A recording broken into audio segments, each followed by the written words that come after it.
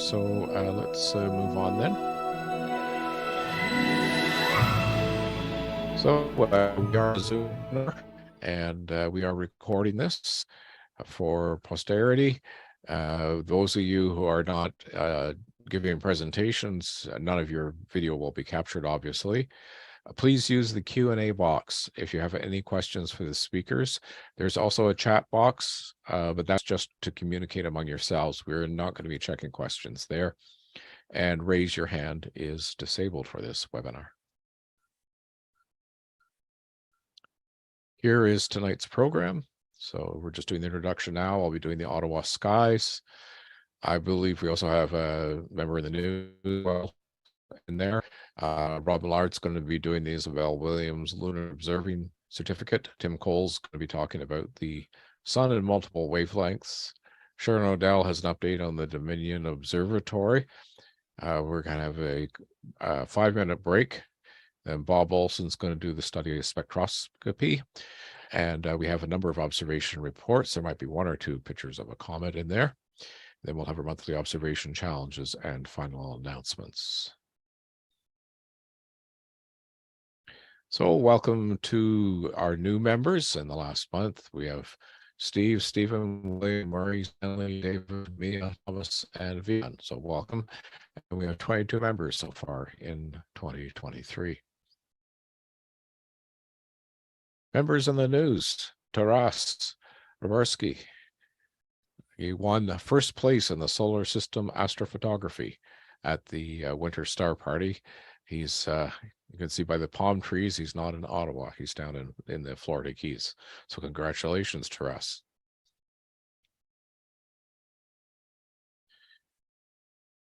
If you would like to join the Royal Astronomical Society of Canada, we have 3 different levels of membership. For a regular membership for adults, it's $103 a year. Family membership is $97.50, and then $16.90 per adult and $9.20 per youth. And if you are a youth, 6240, under 21 years of age, or under 25 if you're still a student. So what do you get for these for this membership? Well, locally, we have the Ted Bean Telescope Loan Library, and we're in the process right now of adding a number of new telescopes to the library, and everything is getting cleaned up. So we will probably have some announcements about that in the upcoming Astronotes. We have our private observatory. It's on the far side of the Milliken Tail out near Almont, the Fred Lawson Observatory. And once we get back into the Canadian Aviation and Space Museum, we'll have access to the Stanmont Book Library. We have pulled some of the books from the library. If you are new to, if you're new to astronomy, please reach out to us, and we do have some beginners books that we can loan out to you. As well, you will get the journal. It's an electronic journal, comes out every few months from the RASC. You get the Observer's Handbook. It typically goes out in December. And we have our monthly Astronotes put together by Gordon Webster, our local editor here in Ottawa. But I think one of the best benefits of membership are all the people. These are some of the members of the Ottawa membership of the Royal Astronomical Society. And when we get together for various events and star parties, it's great to meet up with everybody and share our knowledge. So let's take a look at the Ottawa skies for March. First of all, let's take a look at the moon phases. We're currently on the 3rd. We're moving towards a full moon, which is going to be on March the 7th. We've got a new moon on the 21st. You can see that we switched to daylight savings time on the 12th, which is a real pain for us because that means we have to stay up that much later before it gets darker. The full moon on the 7th is known by early Indigenous tribes as the worm moon, because this is the time of the year when the ground would begin to soften and the earthworms would appear. This moon has also been known as the crow moon, the crust moon, the sap moon, and the Lenten moon. Sunrise and sunset, you can see there's a big jump in the sunset. That's a result of the change to daylight savings time. Mercury is not visible. It's rising and setting with the sun this month. Venus is visible after sunset. Mars is visible in the evening. Jupiter is visible in the early evening, and by the end of the month, it's going to be pretty well setting around sunset. Saturn is not visible now. It's rising and setting with the sun. Uranus is visible in the evening, and Neptune is rising and setting with the sun most of the month. And here is our cartoon of the month.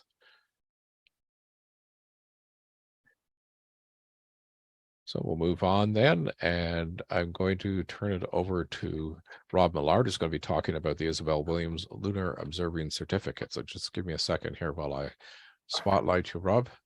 Welcome. Well, thank you. There we go. All right. So in 2020, during COVID, I started working on the Isabel Williamson Lunar Observing Program and decided that I'd sort of share my adventures. But to do that, I want to start before I did that. So going back to before 2019. So next slide. So I hate to admit this, but prior to 2019, I really didn't have a lot of direction in my observations. I kind of observed when the moon struck. I didn't really have a theme in my interest or observations. I really didn't spend the time that I wanted to observing. And I realized that my knowledge and my skill kind of got stagnant. So I was looking for something to do. Next slide. And so I found that in the Explore the Universe and Explore the Moon certificates. And so I started doing both of those in 2019, trying to get a little bit of focus. And I realized that I actually had a lot of fun doing that. I started to get some more direction with my astronomy. I started using my telescope less as a toy and more as a tool. For those who aren't familiar with the Explore the Universe or the Explore the Moon, just next slide. The Explore the Universe is a program or a certificate program encouraging observers to look out and look at a bunch of different objects. So constellations and bright stars, objects on the and features of the moon, solar system, deep sky objects, double stars. And so there's 110 targets that you're to look for, and you need at least 55 of them of the required category in order to get the certificate. And so I worked through that and had a lot of fun doing that. Next slide. And I also did the Explore the Moon. And for those who aren't familiar with that, there's two different variations. One is looking at 100 targets on the moon with a small telescope, or doing it with binoculars and you're looking at 40. And so as I did those two sort of projects, and I started coming towards the end, I realized that I wanted to do more. I was enjoying having someone else kind of pick the targets for me so I could kind of push my observations. So if we can go to the next slide.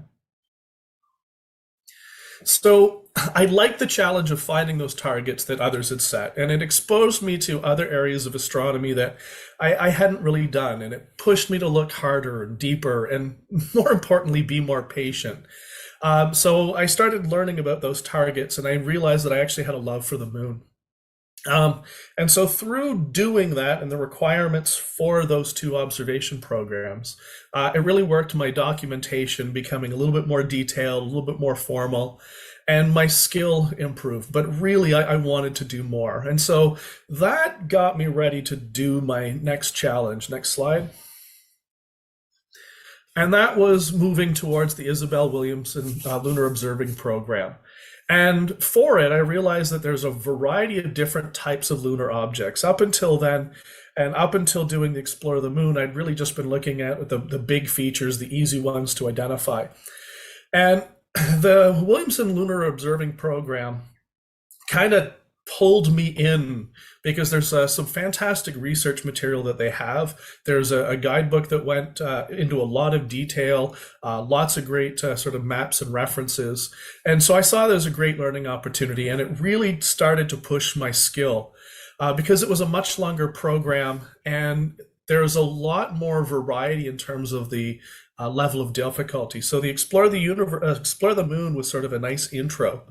But this gave me, instead of looking at 100 targets, I was looking at, over 268 targets. And then on top of that, they had an additional 100 plus targets that I could choose to go as a challenge that were difficult because of either sort of the very limited time that you can see them, or you needed to have the moon in just the right orientation with just the right sort of tilt in order to sort of see beyond the horizon, in order to see some of those features. So that was actually kind of a nice sort of fun task to try.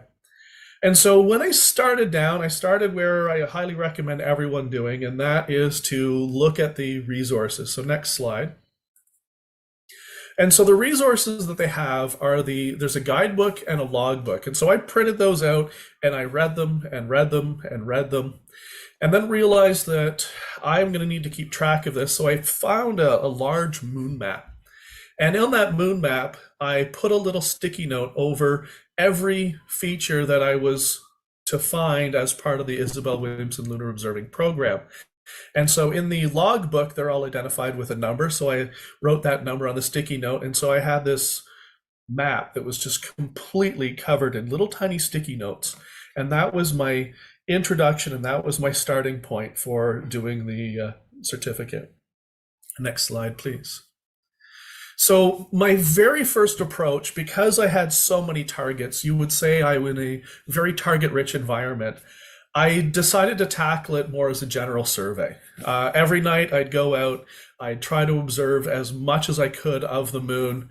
I had a whole pile of different resources at the ready beside me while I was looking through the telescope, trying to identify these features. And of course, every time you're using a different telescope, different orientation, it was kind of fun to try and mentally move everything around so that I actually matched up the maps. And so looking through, I made a whole pile of notes in my normal logbook. I started making a bunch of sketches. And then when I finished my sessions, I'd go back and then photograph all the areas that I observed, so that extra documentation. Next slide, please. So after doing that, I then went inside and I played around a lot with the documentation. So I was using writing notes. I was also tried a bunch of other methods, so some of them weren't written down. So I'd take my notes and I rewrite them so that they were A, legible, B, complete, and clear. And if they weren't on paper, I'd put them on paper. So then that gave me my own personal logbook. And then I took my observations from that and I transcribed them into the Isabel Williamson Lunar Observing Log. And if my observation met all the requirements for that particular target, I had the fun joy of removing that sticky note from the map and creating that little empty space. And then once I did that, I then reviewed all the pictures I took that night, took a look at them to find the ones that best represented each of the targets that I found, and then I printed them. Next slide, please. Now, after printing, I wanted to confirm that, yes, I actually saw these. So I decided I was going to label the photographs, but I didn't want to just draw right on the photographs. So what I did is I took those, you remember the overhead, the acetates that you used to use on overhead projectors back in the day in school? Well, I cut up those to 4x6 sheets, taped one to the photograph, and wrote on it the objects that I had actually seen with a Sharpie. That way I could flip the acetate off and expose just the picture without the label, and I can flip back and forth so I could sort of practice identifying stuff afterwards. And so I added those photos to my log form as well as the logbook to my form. So next page. And so here we have an example of, this is what my log started to look like for the observing program. So on the top of my logbook, which actually became, it was a photo album, I'd have the description, I'd have the targets that I hit, description of what I was using, the seeing, the transparency, magnification I was doing the visual observation with, and then I had the photograph down below with the acetate over top of it. Next slide, please. So at first it was kind of fun, right? Keeping track of all these targets that I had. So this was my map closer to the start. And as I went, I started removing all those targets, and it was a lot of fun watching those targets disappear from this map. And so This map became my saving grace because it gave me those targets that I had already observed, the ones that I had yet to observe, and it also gave me an idea of which ones I could actually observe each night when I would go out. Next slide. So some of the things that I tried. So initially I started with the 8.5 by 11, just logbook pages printed out on photocopier paper.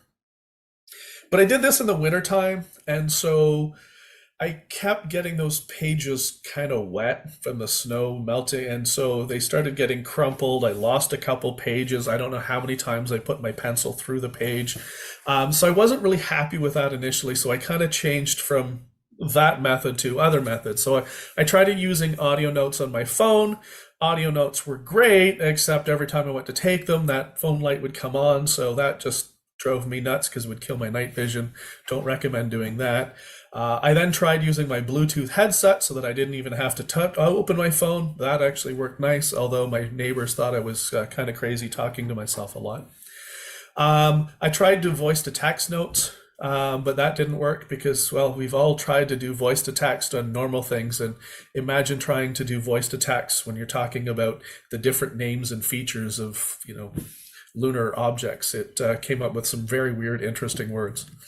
Other thing I did was I started sketching on index card, and I really liked that. The index cards were great. The 4x6 index cards, blank on one side, they were great for sketching, and then the other side that's all lined were great for taking notes. The only thing I realized is I am no artist in any way, shape, or form, and I really didn't like sketching all that much. But I did love taking pictures, so I started focusing going that route. So I jot noted everything on index cards. I tracked using my map and my sticky notes. I love that, and also tracking using a copy of the guide. So that became my methods to sort of go for. Next slide. When I tried printing, before printing, I tried doing something like this, which is going into the photograph and labeling it of all the features, which is great, except it was hard to read, and it didn't really sort of come through very clearly. I was always having trouble with the font and the font color, so I kind of quickly gave up, and that's where the acetate with the red Sharpie came in. Next slide, please. So this gave me this balance of detail that I needed for the observation program in my personal log. And so the image here is, this is actually my personal log, everything written on index cards. I write everything out. It's more of like a sort of a story as I was going, lots of description. This is sort of my own personal preference. And then I ended up documenting on thicker paper. Next slide. So this is the requirement for the program, is this format. So all this information here, confirming of the target, and there's usually 1 or 2 targets per observation location. Sometimes there's a challenge target, and then you have notes, an area to sketch, and your description of seeing, transparency, the telescope you're using, and the magnification. So instead of using the 8.5 by 11, I would print this on cardstock, cut them in half so each one was on its own page, which was sort of a personal preference for me that I quite enjoyed. Now, that was great for the first sort of 2 months or so. Next slide. And then I had to change up because after several months, the targets were starting to get fewer and farther between.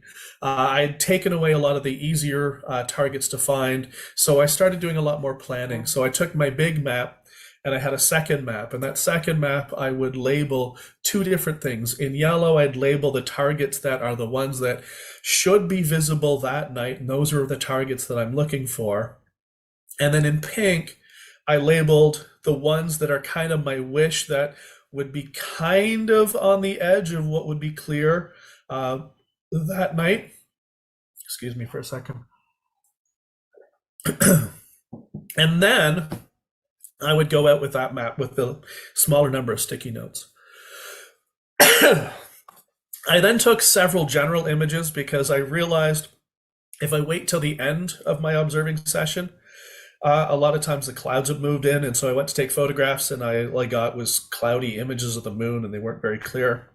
So I decided to start off taking general sort of survey image, take photographs of the target area, hoping that I got a photo of the target area. Then I moved into my observations. Next slide, please. So then I made my visual observations and I took all my notes like I did before. Once I was done that, I then went back and took a second round of images, but this time I had already identified the ones. I could sort of see where they were, so it was a lot easier for me to take better photographs of those particular targets. And then I continued with my routine of going inside, rewriting, transcribing my notes, adding any of the notes that were not written down initially but done audibly, review my images, print the images, label them, and put everything together in my log. So that was my process. I did, however, come up with a bunch of challenges that were really on my own fault, and I'd like to share those. So next slide. So the first challenge that I had was the fact that I used two scopes every time I went out. I would go out with one telescope and do my visual observation, and I had a second telescope set up to do my photographs. They weren't always the same telescope. So depending on where and when I was doing my observations, if I was using my telescope in my backyard or my driveway, I'd use one of my larger telescopes. If I was going to a friend's cottage or wherever or camping, I'd take a different telescope. And if I was at my cottage, then I use a different telescope. And in all, I believe I used 15 different setups. I don't recommend that for anyone. So if I had to do this again, I would definitely stick to two telescopes so that I'm not constantly going, okay, what's the orientation? How is this flipped? Because that would spend a lot of time working, trying to orient and find everything between the different telescope setup that I have, which on one hand was great because it did force me to really be able to drive my telescope and find what it was that I wanted. All right, next slide, please. Now, the other problem that came up is, again, it's completely my fault. It's the fact that in order to do it the way that I did, I had to locate these targets a minimum 4 times and more likely 16, 18 times. And here's why. So at the time of observation, I would have to find the target visually with my telescope, which there was a challenge, right? Once you zoom in on the different part of the moon and you're navigating, trying to find the target that you want. So that was the first time. The second time was trying to find it with the camera set up through the camera with the different magnification, different viewpoint, different orientation. So that was a challenge. So there's 2. And then after the session, I then download all the photographs and I would have, 100, 200 photographs that I'd taken that night. And then it's going through all those photographs going, okay, what was this photograph of? Trying to identify what the target was that I was hoping to get with that particular photograph, finding the best one. So that would be 1 to 15 different photographs you're looking at. And then once I printed the photographs, I then had a stack of photographs of various levels of zoom in on the moon. So then I had to go through every photograph and re-identify what feature I was actually looking at in that photograph and then label it. Next slide, please.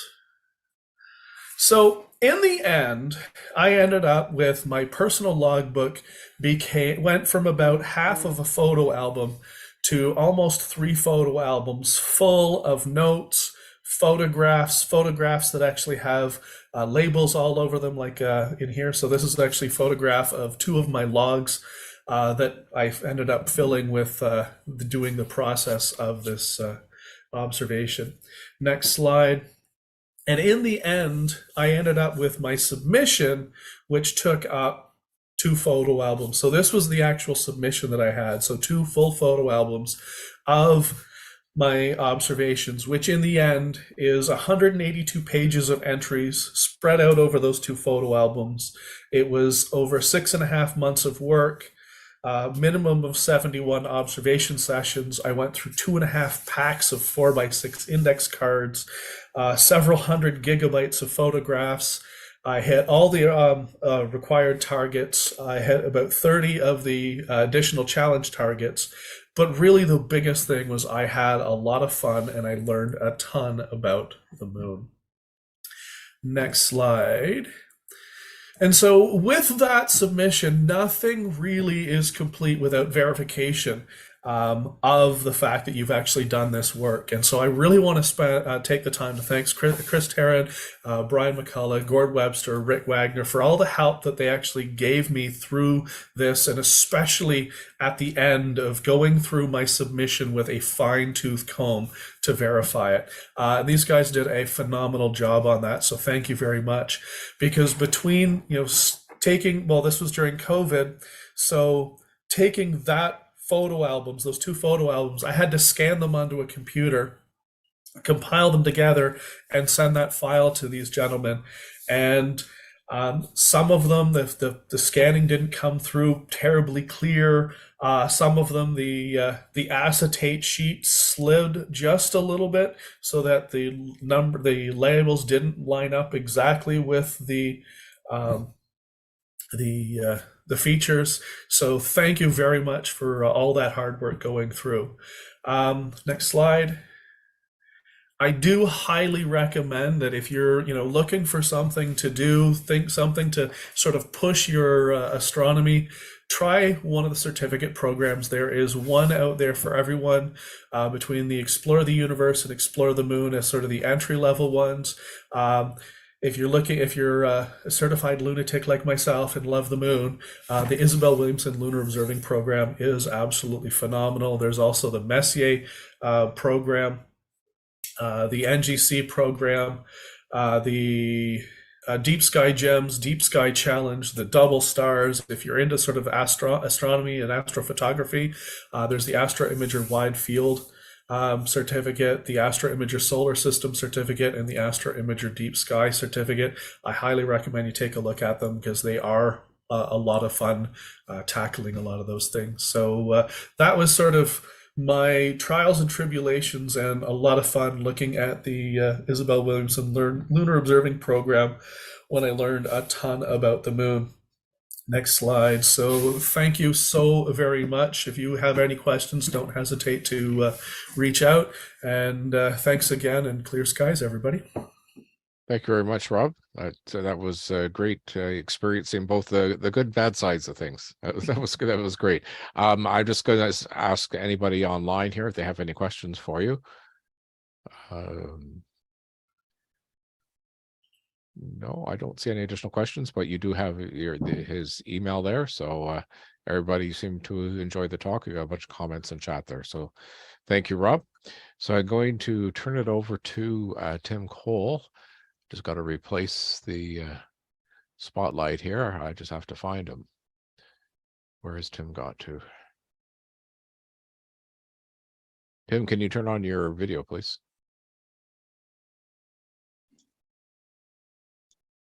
I think I'm here. Yeah, you're here. Yeah, I can't spotlight you unless your video's on. Oh, well, that'll do it. That'll do it. So, yeah. Okay, so you're on. And I have to share my screen somehow, or have I already done that? Well, no, now you can share your screen. Okay. And come on, be kind. Haven't done this before, folks, not on Zoom, so bear with me for a moment. From the beginning, come on. So are we seeing anything? Yeah, there we go. Nice, that's your full screen slide. Okay, perfect. So what I wanted to do this evening was take a look at how we're going to how you can observe the sun using multiple narrow bandwidths. And for us as amateurs, that basically comes down to observing the chromosphere, which we're seeing right down here as a beautiful purple violet image right along the edge of the sun. I don't know if my cursor can show up with this on anybody's screens. Your cursor is showing. It is showing. Okay, that's great. So I have to do this.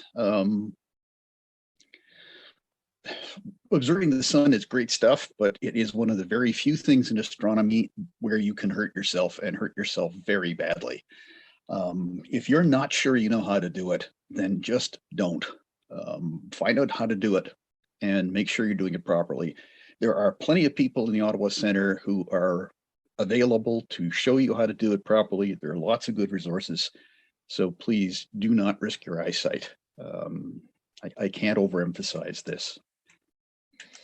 Now, just to take a quick look at the sun, the effective surface is widely considered to be the point where the gases in the sun become effectively transparent to visible light, or opaque if you're considering coming down from the top, but transparent from the bottom. And the atmosphere itself is generally considered as the photosphere and the chromosphere for the lower atmosphere, and the corona for the upper atmosphere. Here's our white light view. And we can observe the photosphere, but both the chromosphere and the corona are invisible.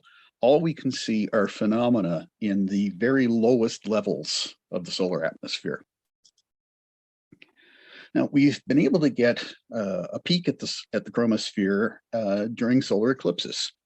And the first reports I can find of this date back to 1706, when John Flamsteed, the first astronomer royal, reported observers' accounts of a blood red streak at the end of totality for the 1706 solar eclipse.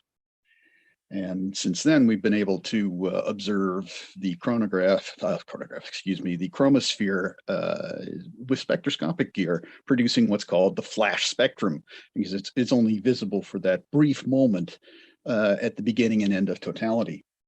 Now, this lovely photograph of the 2017 total eclipse really doesn't look very much like the classic spectrogram. And the thing that makes it a little bit unusual is that we're seeing two white streaks. And if you look carefully, these are not exactly white. They're saturated, but these are actually dispersed white light from the two diamonds here at the 1 and 7 o'clock position.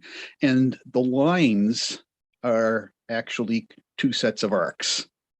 Now, just to make it easier to identify, I've produced a synthetic spectrum, a very simplified synthetic spectrum, to make it easier to pin down the lines. So here we've got hydrogen alpha, moving down from hydrogen alpha. If you look carefully here, there's the double line of the sodium doublet, and right next to it, the much storied helium D3 line. Moving quite a bit down from that, the next major feature is the magnesium triplet. And then we have the lovely blue of the hydrogen beta, hydrogen gamma, and hydrogen delta. It does not look that we can actually see hydrogen epsilon or the calcium doublet, but I've left it in the spectrum. Now, if you merge all the colors of this emission spectrum together, what you end up with is a kind of a kind of pinkish purple. Which is exactly what I show in the next slide. The temperature in the lower atmosphere is what's producing the emission spectrum that we will examine through narrowband imaging. Now, the temperature is actually really well defined. There's excellent data on this, and what it's showing is from the effective surface, which, if you remember, this is the point where the sunlight emerging from the inner regions can actually escape the sun, where this has become transparent.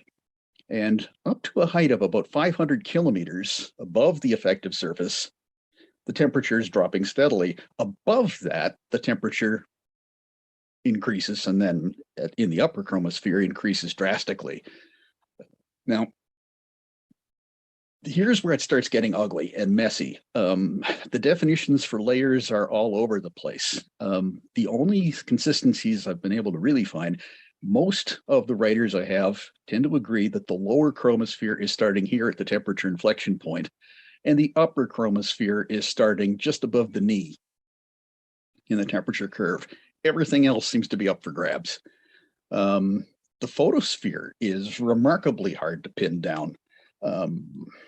You'll find all kinds of definitions. The surface is the photosphere. Below the surface is the photosphere. Above the surface is the photosphere. I have one writer who simply describes the photosphere as the region around the effective surface. So I've basically left the photosphere as between the surface and the lower chromosphere, these being the points that are the most reliably pinned down in the lower part. This whole chart here is based very heavily on the diagrams from the Marshall Space Flight Center Solar Physics Group. So they're defensible, but I would not consider them as definitive because it varies tremendously depending on the date of the book you're looking at and on the emphasis for the particular researcher. Now, what I wanted to do is take a quick look at why we actually see an emission spectrum. When we're looking at the chromosphere, what we're looking at is hot, very thin gas. The typical density, even at the bottom of the chromosphere, is about as thin as the best lab vacuum that we can produce here on Earth. And in a condition like that, a proportion of the gas is going to find that the atoms are excited to a high energy state, which is unstable. So those atoms are going to shed that excess energy by emitting photons, but only in very, very specific wavelengths. And this is what's producing the line spectrum that we see here, the emission spectrum from the chromosphere. Now, just for comparison's sake, I've added the white light that is swamping this very faint emission. And I've spread it out into a spectrum because when we're looking at this, we are actually picking individual wavelengths. So we are in effect doing the effective spectroscopy. And the problem you have here is that we are losing all these very, very faint emissions against the enormous glare of the white light produced by the surface and passing through the photosphere. So the only way we're going to be able to see any of the emission from the chromosphere is by somehow getting rid of this bright white light in some way. Now, this is the one that we've seen all the time. We've seen all kinds of wonderful photographs over the last few months from lots of people doing tremendous solar observing. This is from the Big Bear Solar Observatory, and they have decided to color the disk a kind of a yellow. Well, I guess it helps the prominences show up. Now, I'm not going to go very much into the features that we can see on the surface because there's plenty of excellent references for that. And I could spend hours on those, and we don't have that. But I did want to take a look at spicules, and we'll see why in just a second. This is a marvelous view of spicules from the Hinode spacecraft. What these are is jets of chromospheric material, and this is the key.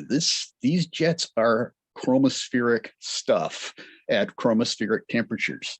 They're being pushed upwards at speeds of up to 110 kilometers per second and reaching altitudes of about 10,000 kilometers above the effective surface. If they're here against the black of space, we'll call them spicules. Down here against the disk, they might be called fibrils or mottles. Now, these jets are very, very transient. They last for a few minutes and collapse from the top down, but they're constantly being regenerated. So there are literally millions of these on the solar disk at any given time. Now, why I focused on this is to just indicate just how tricky it is to divide the sun into neat layers, because the spicules are chromospheric material. And even though they're being blasted up here into the region we'd normally associate with the corona, they're nowhere near the same composition or the same temperature. This yellowish orange region here is the transition region, where the temperature is going up from about 20,000 kelvins to the million plus kelvins of the corona, but in a space of only 100 or so kilometers. And this is very much tied to the edges of the spicules, the edges of the corona. So this is a very transitory, transient sort of phenomenon. Excuse me. Now, when we take a look at the height regimes, the thing to consider is that this hot gas of the corona, oh man, excuse me, this hot gas of the chromosphere is emitting spectral lines in various wavelengths. But what materials are going to emit is going to be highly tied to the temperature. And as we can see from this curve, that temperature is in turn tied very tightly to the height. So we can start modeling where in the chromosphere particular materials are going to emit light. And this can give us an insight into the structure of the chromosphere. And this is exactly what we see here in this particular slide. Now, the intriguing part is this diagram right in front of you. And I'm not going to go into this in vast detail because it's quite busy. But this dates back to 1981, and it's still considered to be one of the most definitive diagrams of emission line formation in the chromosphere. Even now, it's still being referenced in papers, even papers that I've seen dated to 2022. It's still referring to Verneza and Aert. So it's odd how this hasn't progressed as much as you'd think. Now, the interesting thing here is to consider the calcium 2, the ionized calcium K line. This actually is a very, very broad line, which has tremendous detail within the line profile. And the sections of that profile are actually formed at different heights in the atmosphere. So this particular line is an extremely useful one for probing the three-dimensional structure. It's not terribly accessible to amateurs because you need high-resolution equipment to do much with it, but it does illustrate the principle that we can explore how the chromosphere is put together by looking at emission lines for different materials. And this is where the narrowband imaging comes in. Now, there's also the H line, if you recall. This is a part of the doublet. The H line isn't shown here, I think probably because this is a very busy chart already, and professionals do not tend to use the calcium H line.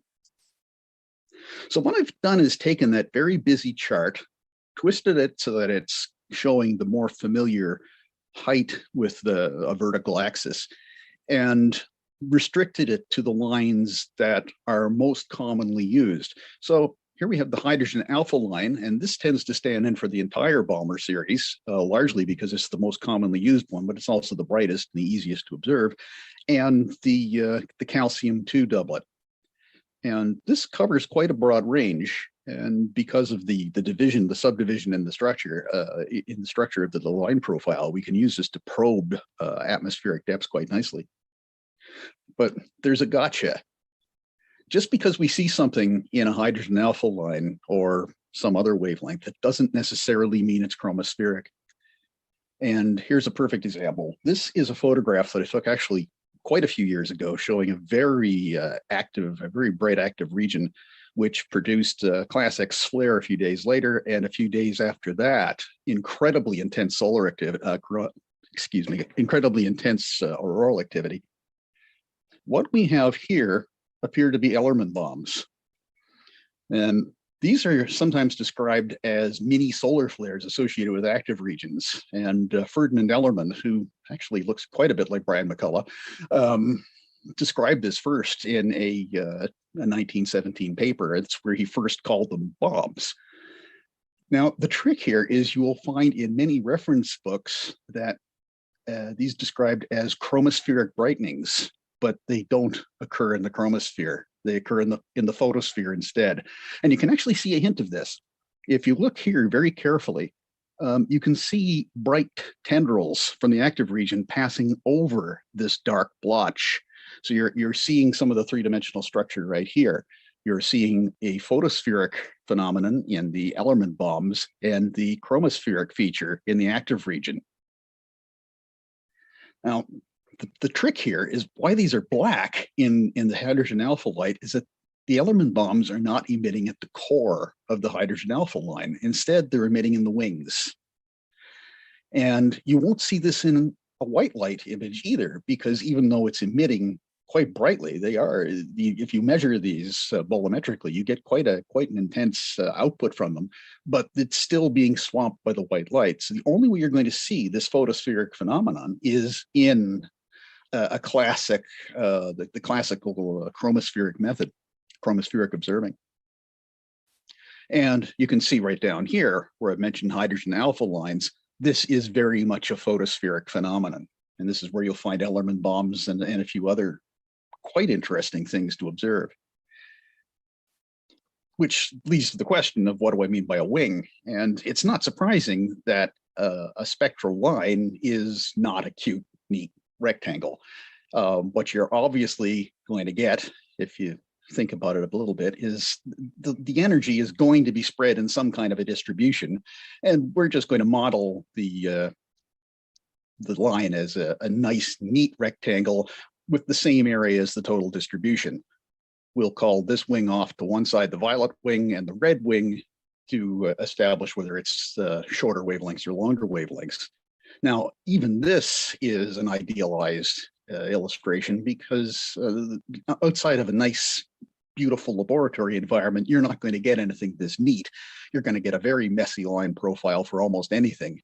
But the big thing to remember is that all kinds of phenomena can force the emission off the center wavelength into one or the other, or both wings. And this is what's going to give you oddities like black Ellerman bombs showing up in a hydrogen alpha image. Now, since we've taken a look at how we can examine the sun with multiple wavelengths, let's take a look at two of the most common ones. I'll just take a quick look here, but if we see this classic hydrogen alpha image, we've got all kinds of lovely familiar stuff, like particularly the filaments here. If you look at the calcium K, we're not seeing any filaments at all, but you do see very nicely defined sunspots, for example. And you'll notice these two line up. These are taken at almost exactly the same time. Here we have the two major sunspots here. This nice little sunspot group here, you can actually see more of the grouping. This particular sunspot seems to be lost in this filament. So we're seeing two greatly different views of the sun because we're looking at two greatly different levels. Here is, for my mind, the real clincher of where we're seeing a difference, because this pattern here, this beautiful modeled pattern, this is a part of the chromospheric network. And you'll often see this described in reference books as granulation. And it isn't. This is actually a network in the chromosphere itself, but what it's tied to is very large level supergranulation cells in the photosphere. It's basically tied by magnetic flux coming from the edge of the supergranulation cells. So this is yet another example where we're using the chromosphere to observe photospheric effects. But because we're looking at different layers, we're getting two different slices into the chromosphere, and we can see a lot more of the structure of the sun. Now, part of the problem you've got when you're looking at calcium K and calcium H is that those long wavelengths are really badly affected by seeing effects and high altitude SCUs. I found it very difficult to get imagery in that line, in that bandwidth, but you can get around that to some degree by looking at longer wavelengths. The problem now is, how do you observe in the longer wavelengths? Well, let's take a look at some of the materials, the equipment you have available. Here's the standard stuff.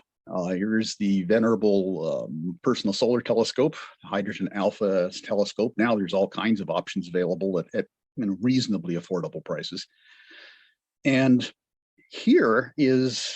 this has been the classic for observing the calcium K line, and that is a white light filter. The Herschel wedge is ideal for this because it's a tunable filter in terms of the brightness you can get through it, and it gives you a very nice purity, and a threaded in filter. And you can get away with the threaded in filter because the calcium lines, the calcium 2 lines, I should say, are very, very broad.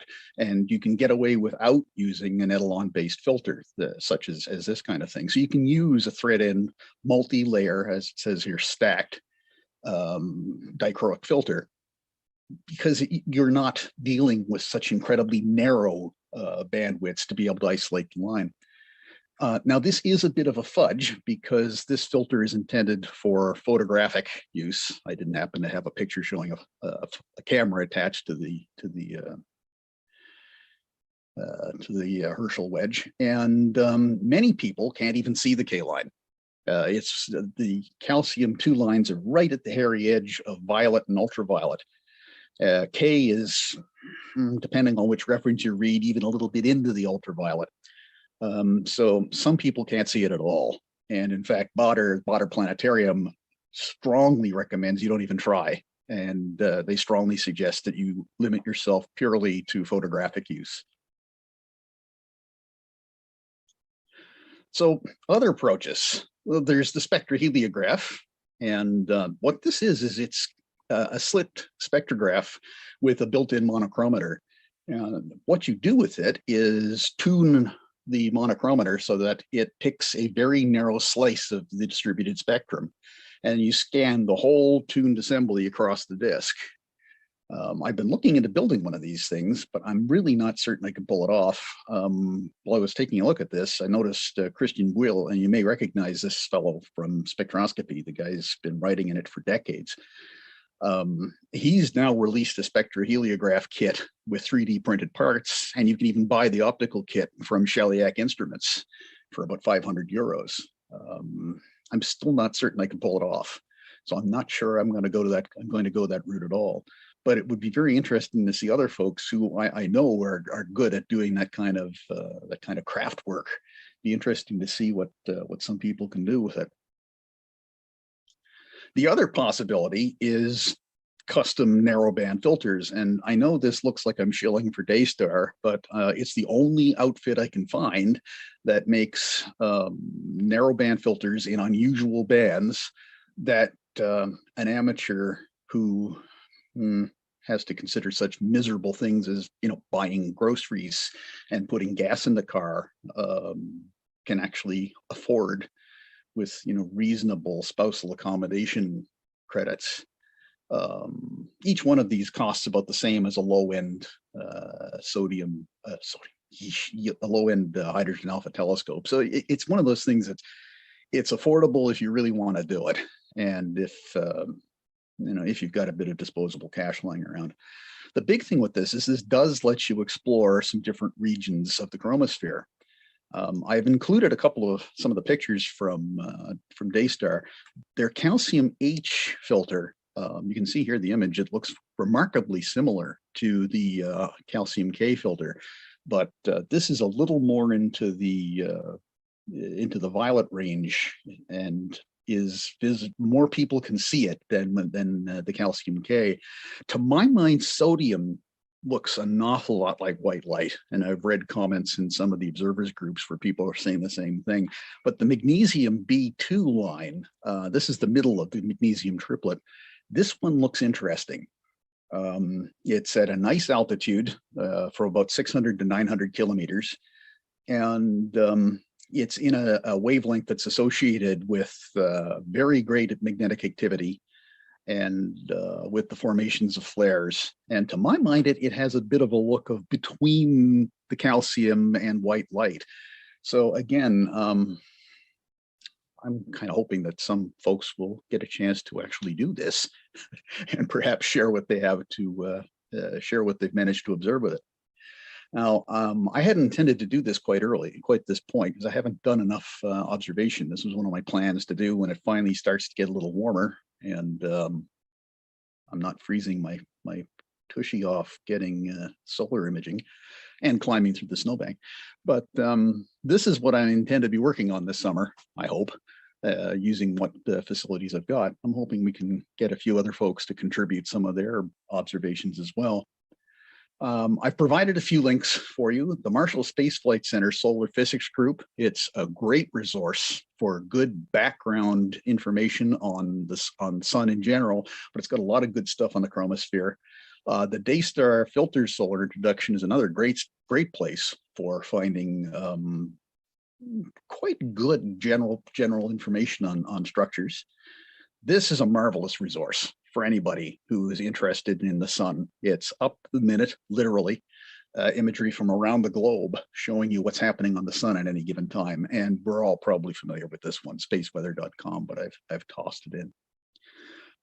Well, that's my quick overview of this. And if I haven't bored everybody to death, and if anybody's actually interested, if you've got any questions, well, I'm still here. Okay, thank you, Tim. So if there's any questions, please type them in the Q&A box. And Tim, I think what we can do is if you can provide your presentation to Gordon Webster, we'll get that. Oh yeah, definitely. Then people don't have to, they're scrambling right now. They're trying to write down all these URLs. Oh, as we speak. I've got this actually as a PDF file. Okay. I've got the notes version for this. I've got the PDF file that we can, give to Gordon or put up on the website. Yeah, so yeah. If you get to Gordon, that would be great. Oh yeah, no sweat there. Okay, super. So I Tim, guess it's Chris just commenting on one item in the chat group. Loved one of your references to spousal accommodation. Yeah, I've been fortunate. I have a massively supportive spouse who has supported my astronomy habit for many, many years. So not all of us are so blessed. okay. Well, thank you, Tim. I don't. Let me see. Great presentation, Tim. What other property in the sun's atmosphere makes it transition from opaque to transparent? Top of the list on that is temperature. Now, interestingly enough, just today, before I was preparing for this, I received a textbook on the solar atmosphere, which, among other things, is describing the inputs into transparency. So I'll have a little more input on you. But the single greatest factor is the temperature of the gas. This forms the point where it's when it gets cool enough that it is no longer you're no longer getting reabsorption of photons emitted from the lower level. It's becoming thin enough that the material can actually get through that gas. So a combination of density and temperature. Okay, thank you. I think that is it for questions. We were going to have one more presentation before break, but the presenter hasn't shown up yet. So we're going to go straight to break, and hopefully she'll be in after the break. So I've got 5 minutes here. And thank you, Tim. Tim, if you could stop sharing your screen, please. Yep. Give me a sec. I got to figure out how to do that. Oh, here we are. Is this it now? Done? I got it. Okay. There you go.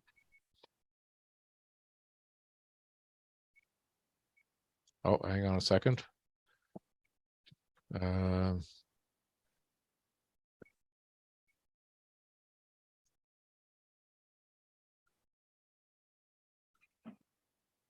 saw somebody say they're here. Yes, Sharon is masquerading under another name, but I still don't see her as a panelist, so we're not able to move to her until we figure something out over the break. Okay, sounds good. So we will have Sharon present after the break. We'll just have to elevate her. Okay, there she is. Morel is the name she's coming in under. Okay. So here is our break question. Who described the rings of Saturn as ears of a teacup? So have you mull over that for 5 minutes while we bring Sharon from a participant to a panelist.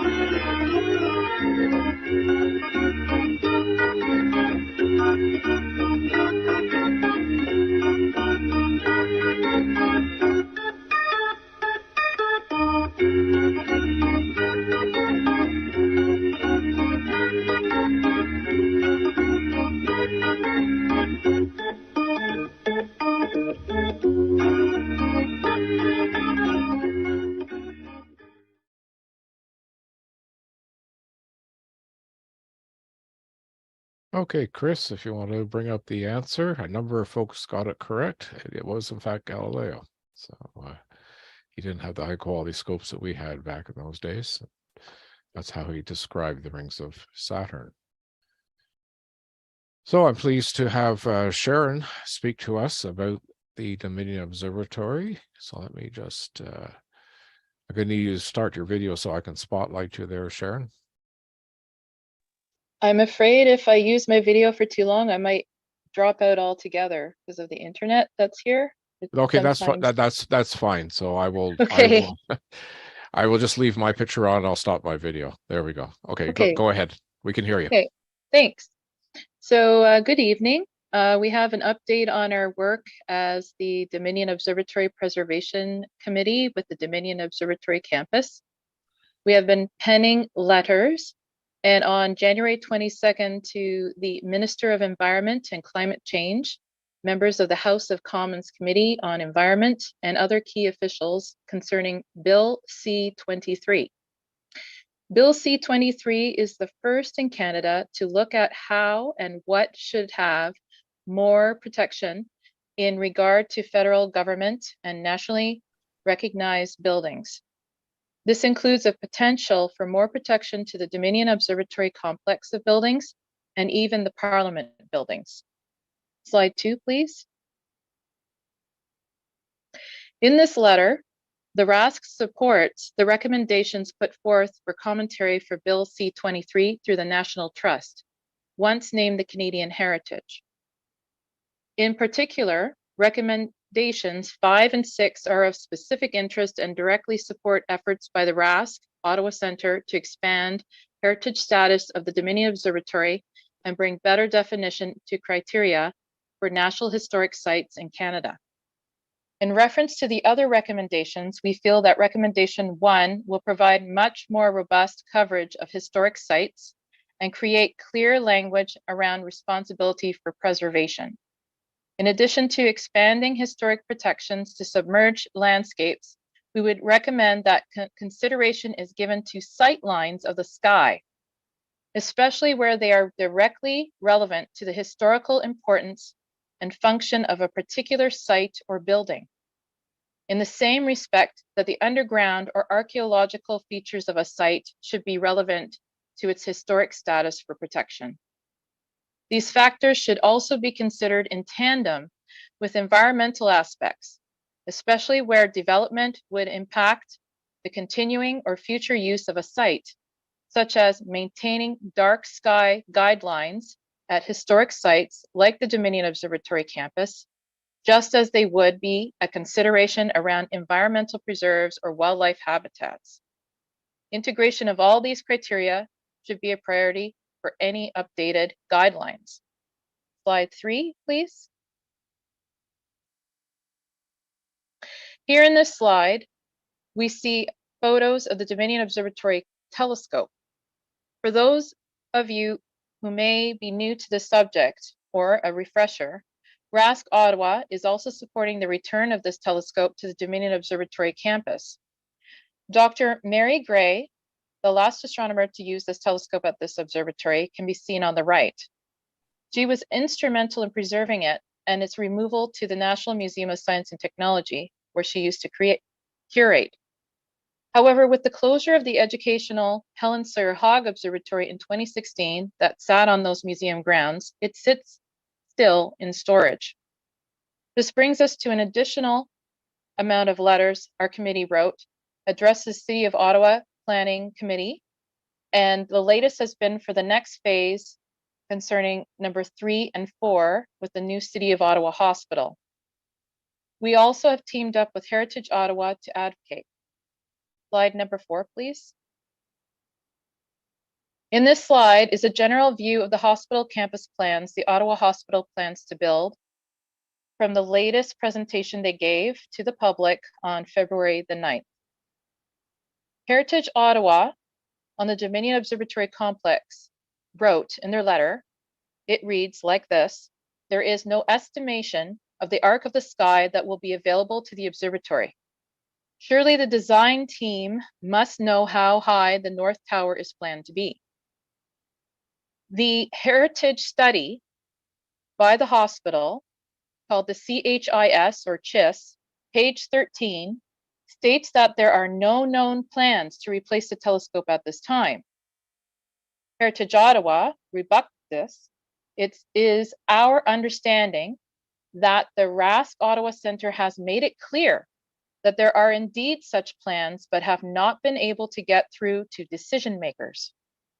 The proposed expansion of the North Tower to widen it and increase its height in the years of 2035 to 2045, and the subsequent impact to the Dominion Observatory complex has not been assessed at all. The view from the steps, threshold of the Dominion Observatory towards the hospital could also benefit from an increased stock of specimen tree plantings in the background. In this way, the physical presence and the impact from the north wing could be diminished. Slide number 5, please. In the bottom right of this slide shows a view of the Dominion Observatory campus as would be seen by patients from the new hospital windows.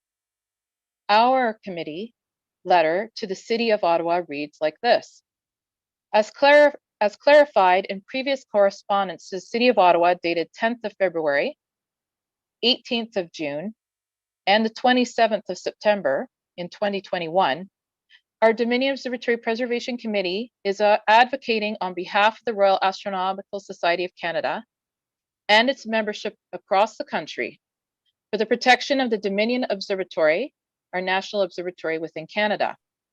We acknowledge that the construction of the new Ottawa Hospital will be beneficial to the residents of our city. However, it is important that this development does not detract from the current and future scientific heritage and functional public use of the Dominion Observatory campus for Canadians. It is a celebrated landmark for our country. And for our capital, it is the only observatory that has potential to become a science center for Earth physics and astronomy. Currently, there is nowhere within the city limits for large telescope viewing by the public available by OC Transpo or LRT Transit. Our committee's main goal is to return the Dominion telescope to its original location in the observatory to allow it to be used for public education and support a lecture hall, science center, and tourism. Similar to how the unique heritage of other sites, such as the Greenwich Observatory in the UK, Sydney Australia Observatory, and the Lowell Observatory in USA are used. Ever since the publicly accessible Dominion Telescope and Helen Sawyer Hogg Observatory at the Canada Science and Technology Museum was dismantled in 2016, this need is even greater. The return of the Dominion Telescope to its original home at the Dominion Observatory would reestablish public access to astronomy and education in the nation's capital. Knowing this, we would like to highlight the following concerns and questions in reference to the central utility plant at the rear of the new Ottawa Hospital to be located directly across from the Dominion Observatory complex. The height of the 8 and 12-story towers to be built south of the Dominion Observatory, with potential to interfere with the telescope's view of the sky, especially the moon and the planets. Vibrations, both during construction and then after the buildings are completed, accessed by emergency and other vehicles along Maple Drive access route, especially this is close to critical heritage buildings on the observatory campus. The planned lighting surrounding the Maple Drive access route and the hospital grounds, since the documents that have been submitted, even though appearing sensitive to light pollution, may not be ideal in their technical details. The 8 and 12-story towers, it is critical that these two main hospital towers do not obstruct the sight lines of the telescope when it is returned to its original Dominion Observatory location. We have been promised access to the existing architectural software that provides 3D views of the planned complex. However, we are still awaiting this access, contrary to the claims by the Ottawa Hospital that they are being cooperative and transparent. This access is essential for us to provide accurate comments on the site of the plan to the City of Ottawa.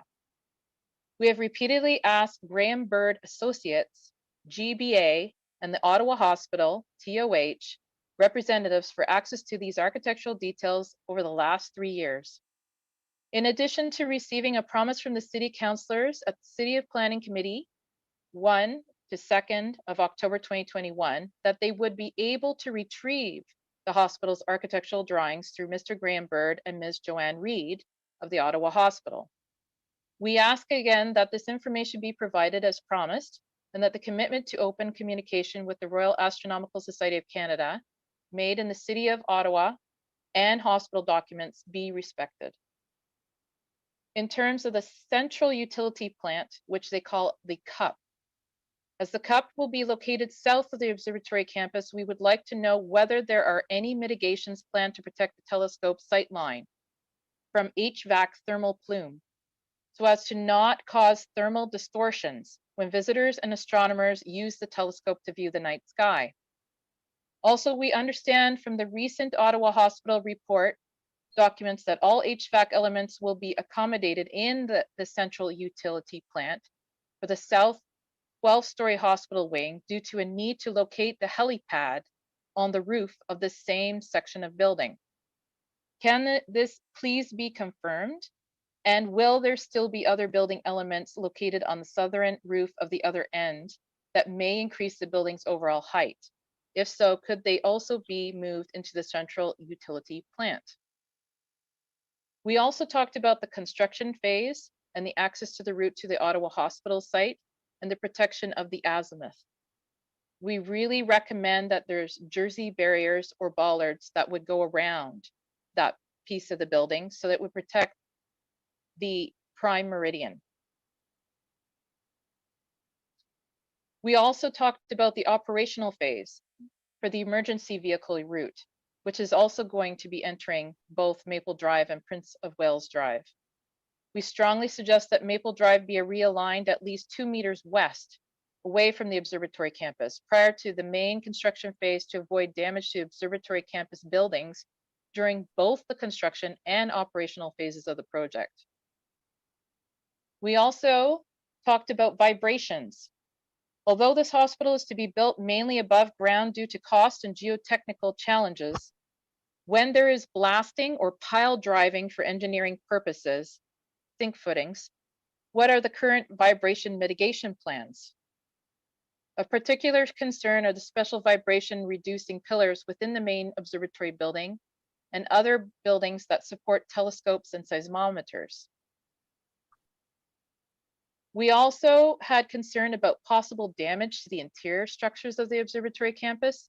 For example, there's a pier within the main observatory building that is 5 to 6 stories in height, including 1 to 2 stories underground. Due to its length, it will likely require bracing to prevent it from being damaged. If these vibrations happen, it will tend to behave like an inverted pendulum. Post-construction budget for mitigation and repairs. Should any of the piers or historic buildings on the campus become damaged during construction, what are the plans for remediation? What are the timelines and budgets? We did not see this in any of their report. Slide 6, please.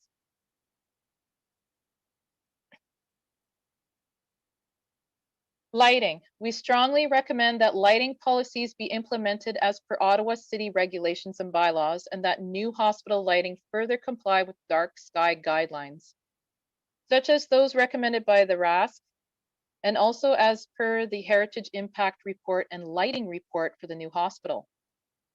City of Ottawa councillors have supported this recommendation to maintain astronomy in the area with night sky viewing, including public use of the observatory's telescope. Preserving the night sky through appropriate, non-obtrusive lighting during night hours is not only important for public science education at the Dominion Observatory, but also important to hospital patient care. We understand from the recent Ottawa Hospital report documents that the helipad area must be clear for helicopters to land on the south 12-story roof, and that lighting for such a helipad will need to be installed. We ask that the helipad lighting be equipped with pilot-controlled ARCAL, aircraft radio control of aerodrome lighting, a system to minimize the time when the lights are illuminated when not actively required. In addition, shields to minimize the amount of light emitted in a downward direction from the helipad, and anti-collision lights on the hospital building should be installed. Additionally, with respect to the hospital site grounds, lighting that is planned in the latest report, RASC recommends that these lamps use amber lighting instead of the proposed strong LED lamps described in the report. There should also be shields and caps placed on these tall lamps, particularly for the approximately 10 lamps installed closest to the Dominion Observatory campus, to minimize the amount of light that will be emitted in the direction of the observatory.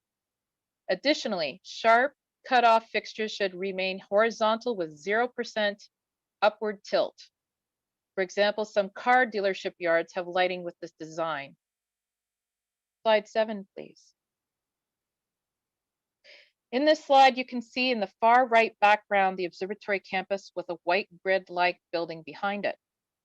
A view of the new hospital's southern tower is what they're proposing.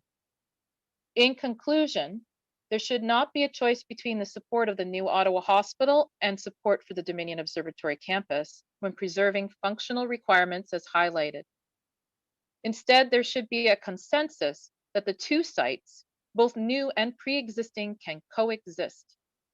Our committee and RASC believe they complement each other for the good of Ottawa and its community through healthcare, science education, for the general public, including nearby university and college access, with an added invaluable national historic presence for Canadians as a whole. That is all for the update now. Thank you for listening. Okay, thank you very much, Sharon. Any questions for her? Okay.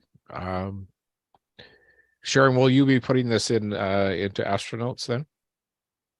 I may, if Yeah, there's an interest. Yeah, absolutely. Yeah, I think if you can summarize it in Astronauts, you may need to remove the pictures of the people on the Zoom call, but apart from that, I think it would be good. Okay. Super. Thank you very much. I'm going to turn it over to Bob Olson. There we go, Bob. You're on. How do you do, folks? Next slide, Chris, please. Spectroscopy is incredibly important in astronomy. Today, I will discuss some of the fascinating characters in its development and how spectroscopy is actually used in astronomy. Next slide, please. When I was a young man, one of my English uncles would occasionally visit us and regale us with stories of his time as a scientist at the Mount Palomar Observatory. It turns out his main job was digitizing the millions, according to him, of glass spectroscopic plates that the astronomers at the observatory had created over the decades. As he was a foreigner, when the observatory ran out of funds, he was the first one let go. Even as an old man, Uncle Malcolm was still annoyed at this injustice. When I was at university, we created and analyzed a very similar glass spectral plate. Next slide, please. Most of the spectrum posters I have seen over the years have been in color, but the ones that I created were black and white. The colors mean nothing as we are really interested in the numbers. Next slide.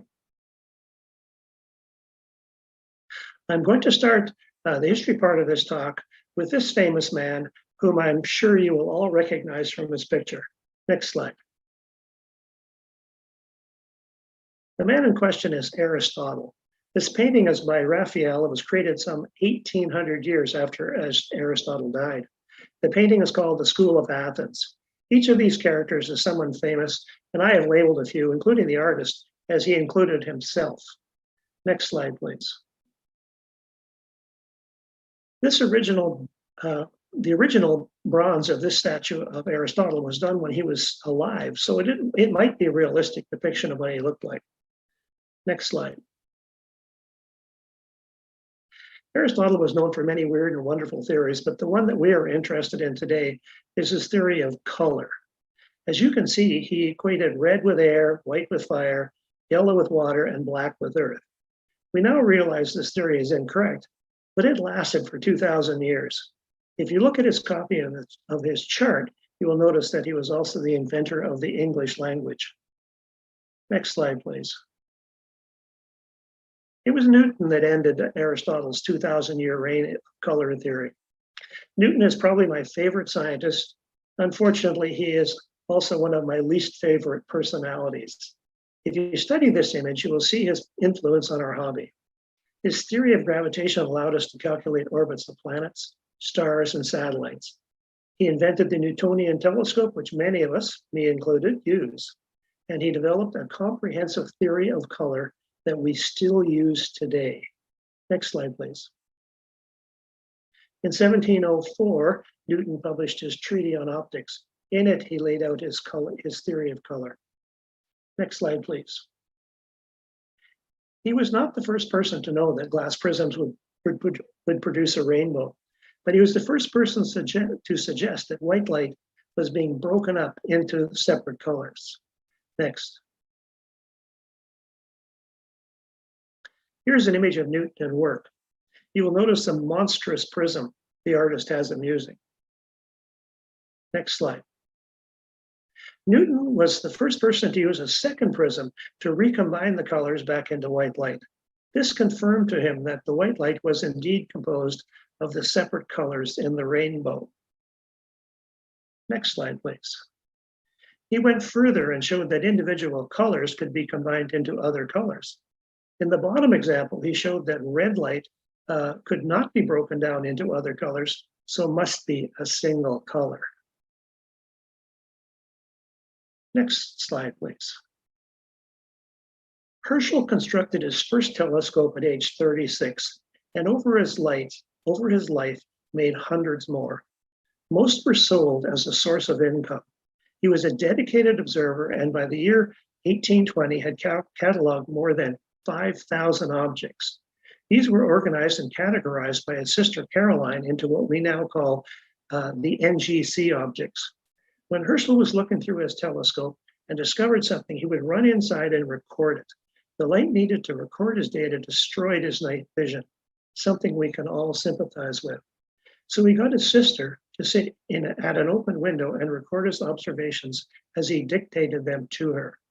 This was a gigantic leap in his observational efficiency. In 1781, he discovered the planet Uranus. This discovery made him famous. The largest telescope that he made had a mirror with a 4-foot diameter mirror and a focal length of 40 feet. Although it was a spectacular sight, it was not a very good telescope. Next, please. Although Herschel's astronomical inventions and discoveries are fantastic, this is a talk about spectroscopy. In 1800s, Herschel was measuring the temperature of different colors in a spectrum created by sunlight. He was interested in how hot each color was. He had a control thermometer next to the spectrum just past red. This was to test what the temperature would be with no light shining on it. To his surprise, he found it was hotter than all the other colors. He surmised that there was some invisible light hitting this thermometer and heating it up. He called it infrared, which means beneath red.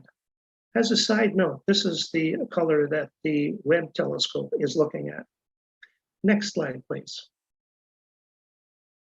Fraunhofer was a brilliant optician and glassmaker. He is another scientist that really deserves a presentation on his life. He was best known for the quality of the glass that he created and the lenses and telescopes that he constructed. Unfortunately, smelting glass with all the metals added to it to get the characteristics that you want is not good for your health. He poisoned himself to death at age 39. His wonderful glass recipes died with him. Next slide. Fraunhofer, in 1814, Fraunhofer was checking a solar spectrum produced by one of his spectroscopes. When the resulting spectrum was examined with a microscope, he noticed black bars in the spectrum.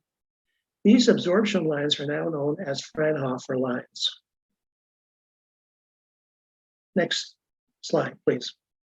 This is an image of Fraunhofer demonstrating his spectroscope. Next slide.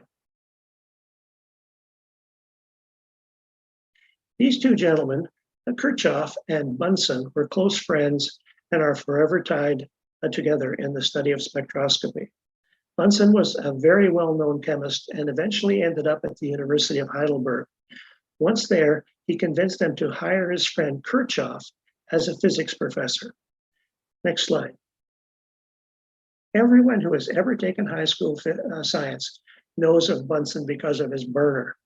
I used to tell my students the story of Bunsen blowing up his lab. I told them it was an accident caused by natural gas. When I was researching this talk, I found out it wasn't a natural gas explosion, but an explosion of cacodyl cyanide. Not only did it blow up his lab, but it gave him cyanide poisoning. Fortunately, he had already discovered an antidote for cyanide poisoning. If you meet someone who thinks it was a natural gas explosion, you will know who taught them physics. Bunsen was a very special person. He was loved by his students and the rest of the faculty. He refused to patent his burner as he thought making money from research was borderline evil. Next slide, please. What do you think Bunsen did after he invented a burner? Of course, he burnt stuff. He noticed that different substances produced different colors in the flame. His first attempt at quantifying these colors was using different colored filters, but Kirchhoff suggested using a prism. Next slide. So Bunsen cobbled together a rudimentary spectroscope using an old cigar box and some telescopes. Once the concept was proven, he put together more sophisticated equipment. Next slide. By 1860, they were very sophisticated and included ways to also look at a second known spectrum. He was not the first person to split light with a prism, but he was the first person to put numbers on the data. Next slide, please. He soon realized that each chemical had its own very distinct spectrum lines. His equipment was so sensitive that he could detect chemicals when they were only 1 part per 20 million in the smoke. He also found that he could find compounds by seeing their individual components. Next slide. In 1860, Bunsen was looking at the spectrum caused by heating some mineral water. He noticed 2 very unusual blue spectrum lines and immediately assumed that it was a new element. He distilled 40 tons, you heard that, 40 tons of this water, which produced 17 grams of a new element that he called cesium, which means deep blue. The next year, he discovered rubidium from its spectral lines. You can see the chart here for rubidium and cesium. Next, please. One day, Kirchhoff was examining the spectrum produced by an incandescent white light source. Next slide. He decided to see what would happen if he added to the light from heated sodium. Heated sodium produces 2 bright yellow lines. Next slide. He expected this to brighten the 2 yellow lines on the continuous spectrum from the lamp. Next slide, please. But this is what he saw instead. Next slide. Instead of brightening, the lines turned dark. He immediately realized that the hot sodium gas was absorbing the yellow lines instead of adding to them. Next slide. This explained the dark lines in Fraunhofer's solar spectrum. He realized that the sun's atmosphere must be absorbing the same lines that the excited gas produced. This meant that we could study the sun, or indeed any star, by looking at the dark lines in its spectrum. Next slide, please. Kirchhoff also theorized about black body radiation. He did not study it much, but he indicated in his notes that it was an area that deserved a much closer look. If you look at a spectrum as a plot of light's wavelength on the x-axis and brightness on the y-axis, you get what we call a black body curve. This curve changes with the temperature of the object that produced the spectrum. Before I go any further, I must mention Kirchhoff's circuit laws. These allow us to solve complex electrical circuits. Next slide. This is an image of Orion's belt and of the Orion Nebula, my favorite part of the sky. Right now, you will find it straight south early in the evening. Get out and look at it before it sets for the rest of the year. Next slide. Enough history. What can spectroscopy tell us about the stars? Next slide. It can tell us the temperature, the chemistry of the atmosphere, the star's velocity, the distance to the star, whether they have planets or not, or even the star's density. Let's look at each of those now. Next slide. Let's start with star temperature. If you look at the shape of these spectroscopy graphs, you will notice that the higher the temperature of the source, the more the highest point of the graph slides toward the blue end of the spectrum. Most of us are familiar with the idea that blue stars are hot and red stars are cool. These graphs allow us to measure this and relate it to an actual temperature. Next slide. The dark lines that show up on the spectrum of a star are the absorption spectral lines of the chemicals in the atmosphere of the star. This example is the sun, but any star will give similar results. The sun is just brighter and easier. Next slide. This is the emission spectrum of M17. The gas is being excited by ultraviolet radiation from nearby stars. This produces bright bars instead of black bands, but these bars still show the chemicals in the nebula. Next slide, please. If the star is moving toward the person on the right, the wavelength of light that the person on the right sees will seem shorter.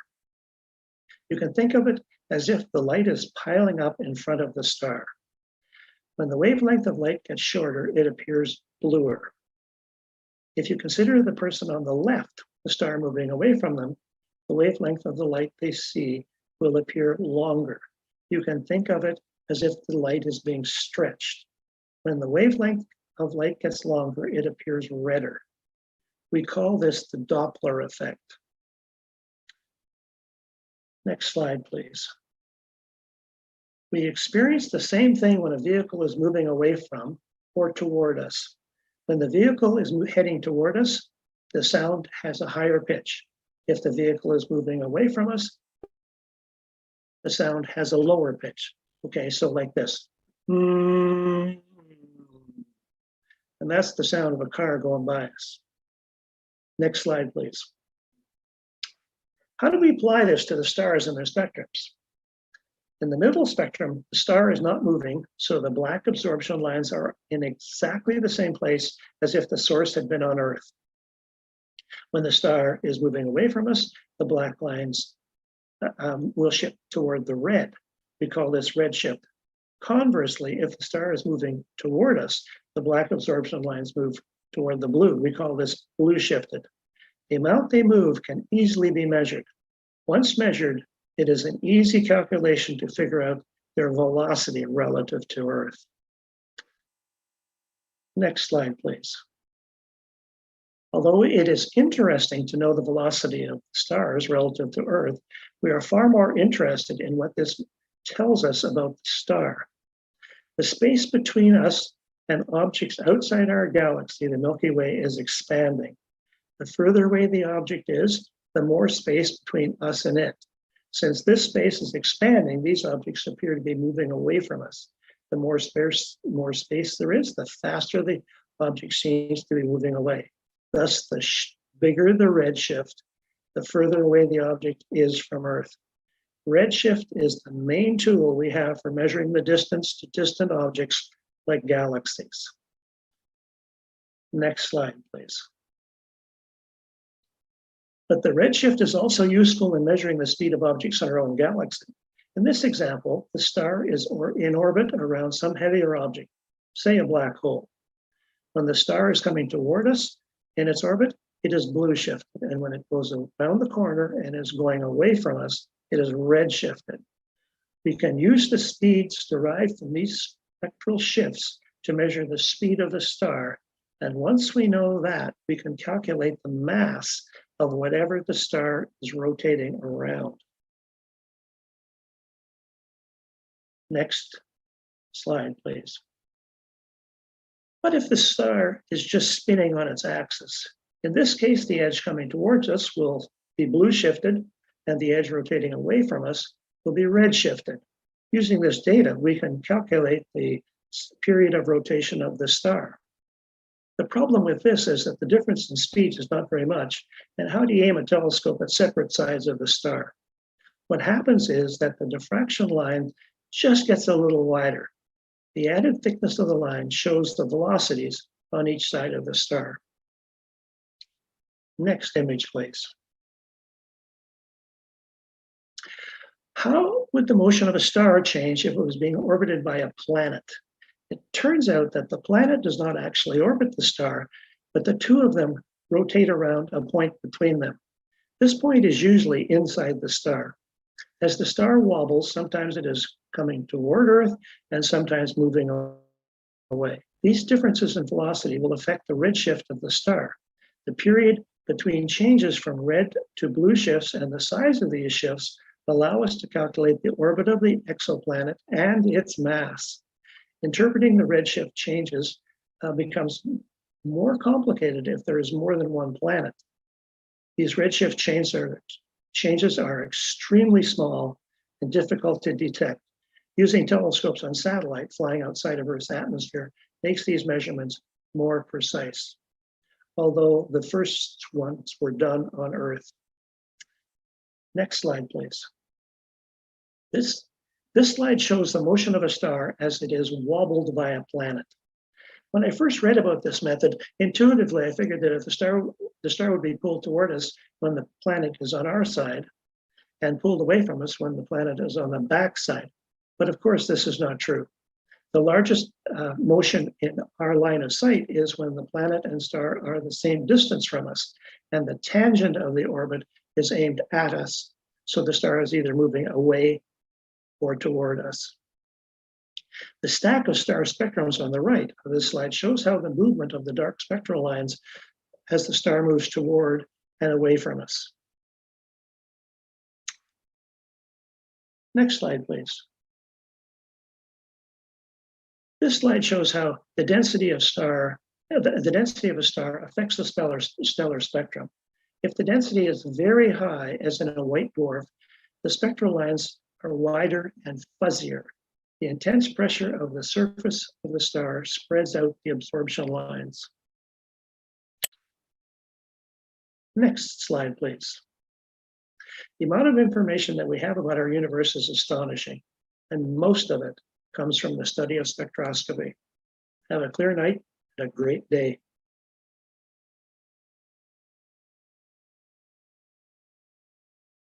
Okay, thank you very much, Bob. And any questions for him?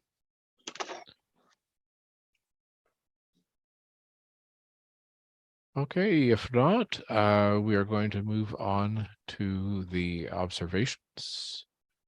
And here's who is going to be presenting this evening. So I'm going to turn it over to Andrea. Just give me a second here while I spotlight you.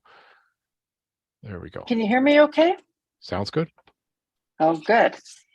So hello, everybody. I'm presenting tonight my image of the green comet, Comet C2022E3 ZTF, which just means it's a long period comet. It only comes round every 50,000 years.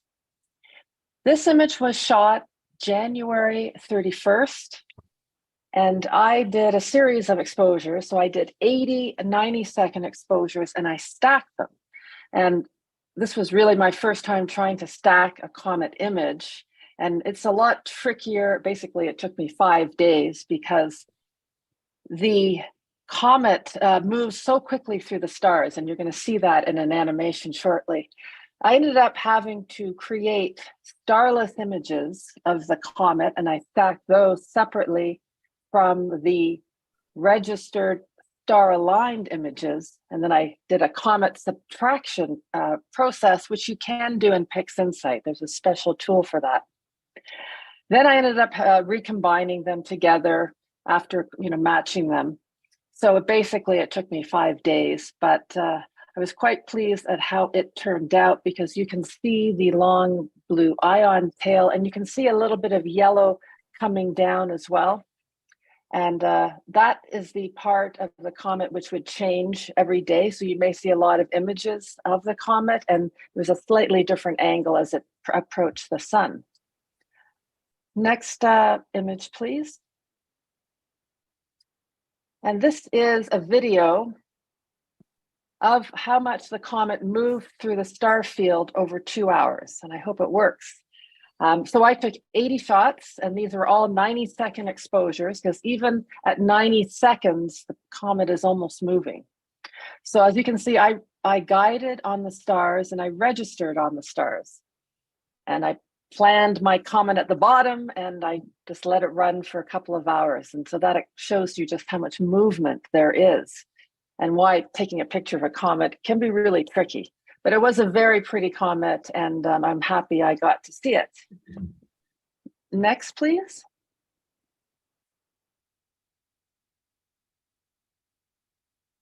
Oh, okay, that wasn't what I planned, but that's okay. Yeah, that's the one. Thank you. Sorry, we just have one more picture of the comet. This one was taken, I don't have that. Oh, February 11th. And it's when the comet went near Mars. And I did a much wider field of view so I could catch Mars. And I only did about 30 minutes of stacking because I was worried that, of course, the comet would move too much. And then also the planet moves at a different rate than the stars. So I didn't want to have too many exposures. And so I was kind of happy to get the two of them together. Next, please. This is Siamese 147, also known as Sharpless 2240, or the Spaghetti Nebula. My husband calls it the Neural Network Nebula. He thinks it looks like a brain, which it kind of does. This is an enormous supernova remnant. It is so big that it straddles two constellations, Auriga and Taurus. This is a very faint object. It's very large, almost the width of 6 full moons. And it emits very strongly in hydrogen and oxygen. And so when I took this image, I did use a narrowband filter with a color camera, and it's the L-enhanced filter, which allows oxygen and hydrogen emissions to go through.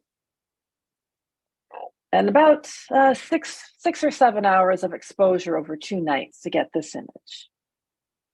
Next, please.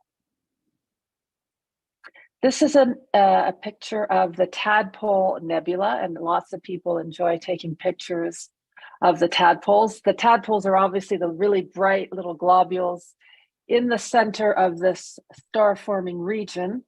This image I took over 3 nights, and I devoted 1 night to each of the filters, hydrogen, sulfur, and oxygen, and I combined them in the Hubble palette, which was it's always tricky because it is false color. They're not real colors. But I'm always amazed at how bright the little tadpoles are. And those are my images for this month. Thank you. Okay, thank you very much. We're going to turn it over to Stephen. You're muted, Stephen. There we go. This is my image of Comet 2022 E3, taken a couple of weeks ago, February 14th, which impressed my wife greatly. I thought the comet was going to be quite small. I think I kind of guessed wrong at that. So I was using my 11-inch SCT with a Canon T2i. This is almost the full frame with just a bit of messy stuff cropped from the edges. I think a shorter focal length would have provided a better composition and probably more contrast. The comet was estimated at magnitude 7 on that night, so I needed fairly long exposures to catch anything of the coma and and whatever tail. 4 minutes exposures for the core that maxed out the core without saturating it, and 8 minutes for the nucleus and the tail, which maxes out the background sky in my backyard. Total integration time was 1 hour and 16 minutes. So I tracked on the comet, and so the vertical streaks you see are actually star trails from each individual exposure. And the stacking then averages them out, and they come out as thin, faint slides. So next slide, please.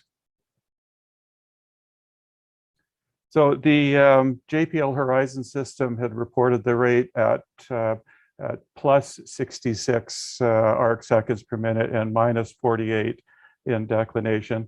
The slide will show minus, and unfortunately, that's the number I used. I got the angle backwards when calculating the RA and declination, but fortunately, it's not a huge error. So 4.8 arc seconds in my setup translates to 15 pixels. And so for an 8-minute exposure, had I tracked on the stars, the nucleus would have been spread across 120 pixels and come out as a long bar. To compensate for that, I used a shift guiding feature of my guiding app, MetaGuide. It's a video-based guiding tool that has a fairly fast update rate for guide corrections. And what it does is when when shift guiding is enabled, MetaGuide tracks on a guide star as usual, but instead of keeping the guide star fixed in the frame, it moves the guide star at the rate that the comet is moving. And so the result is that the comet then in the imaging camera stays in the same place, and the guide star then moves. I was using 2-second guide rate adjustment. Fortunately, Aldebaran was right next to it, so I had a very bright guide star and could make adjustments quickly. Next slide, please. So this is a comparison of a couple of different exposure rates. The first two were guiding on the star, and the last one is the shift guiding one. 2 minutes at ISO 3200 was about as short an exposure as I could do with the 11-inch SCT. The zoomed out picture doesn't look too bad, but when you look at the close-up, you can see that the core is actually spread out over 31 pixels for 10 arc seconds. The 4-minute exposure is just not usable at all. The last exposure, 8 minutes, that's with shift guiding enabled, and you can see that the core is pretty well formed. The close-up does show it's kind of oval, and again, that's because I had the RA backwards. Had it been correct, it would have been a nice round spot. Yeah, okay, so next slide. So again, a comet. Let's see, where am I?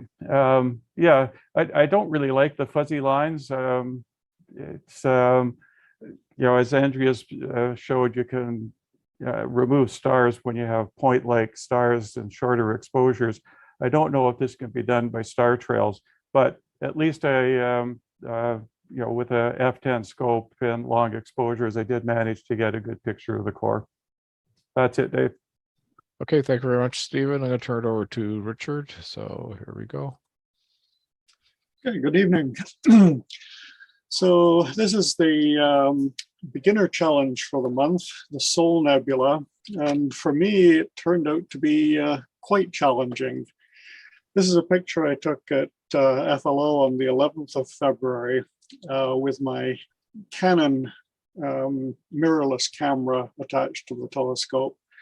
Now, that camera has not been astro modified, so it has the usual RGB little filters in the Bayer pattern over the pixels, and it also has an IR filter to make the normal daylight exposures look more natural.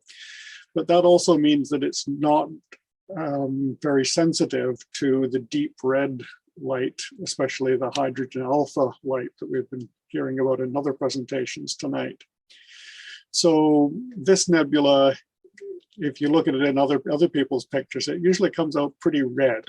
And you can just see a few hints of the red in my image here. And the rest of it is not very spectacular. Now, I do have another astro camera, but it has a much smaller field of view. So my next way of trying to get a picture of this nebula would be to take a mosaic of smaller images and see if I can piece it together. But that's my best attempt so far on the Sol Nebula.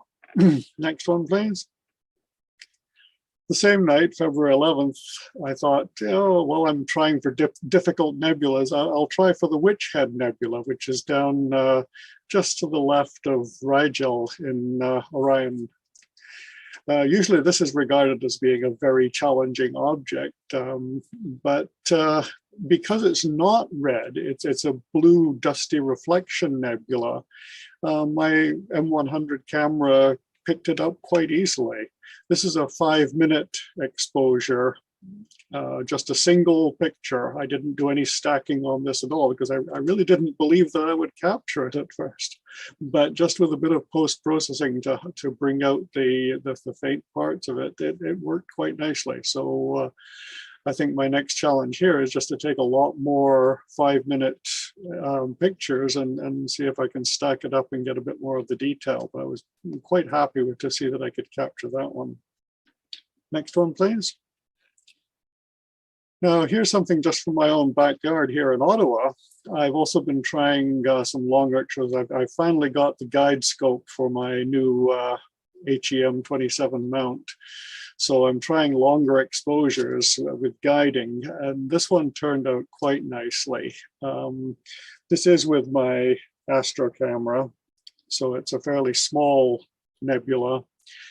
And this is something else I've been trying differently. I had a lot of trouble with light pollution, of course, from here in Ottawa, but I was using a fairly high gain on the camera so that I could use a short exposure and not use guiding. Well, now that I've got the guiding, I can take a longer exposure. So I just turned down the gain on the camera, and it worked out beautifully. So even though this is a fairly faint object and it's got a lot of red in it and everything, it can be pulled out through the light pollution. So quite pleased with the Monkey Head Nebula. That is NGC 2174. Next one, please.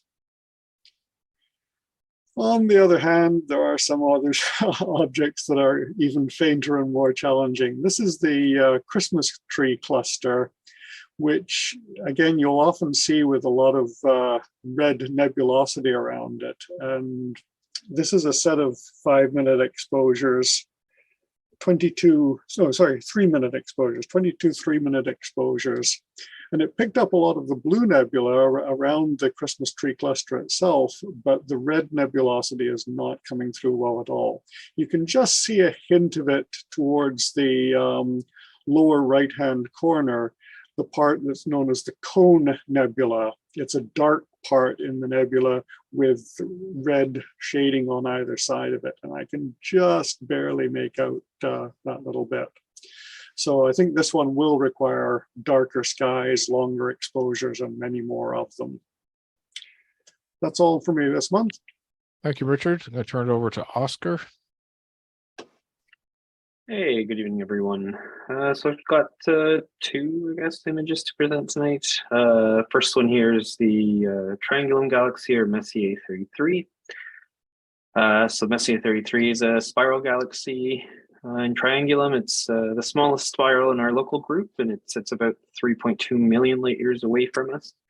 About 10 years ago, I took an image of this with a 500 millimeter focal length refractor.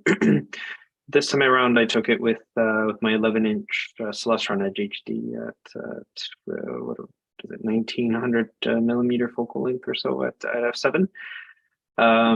So this is 5 hours and 42 minutes of exposure, or 114 3-minute subs, using the ASI 2400 MC Pro. It was taken back in October when we were having clear skies, which we haven't seen a lot of lately.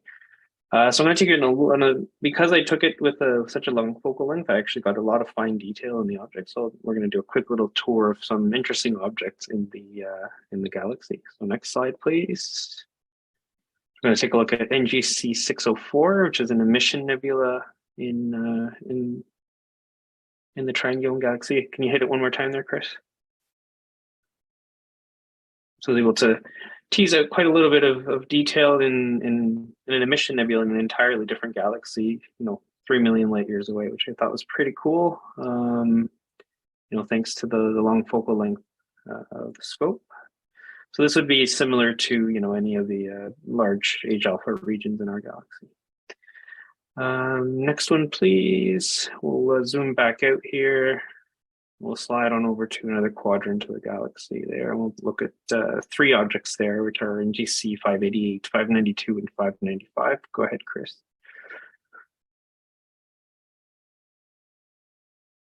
I don't know a whole lot of details about these objects. I unfortunately haven't had the time to research them, but they go kind of from the top right towards the bottom left are the 3, 588, 592 in the middle, and 595, the reddish object in the bottom left there. All right, next one, Chris. So just those two sub images were just crops, close crops of the full frame of the galaxy there. All right, let's hit the next one.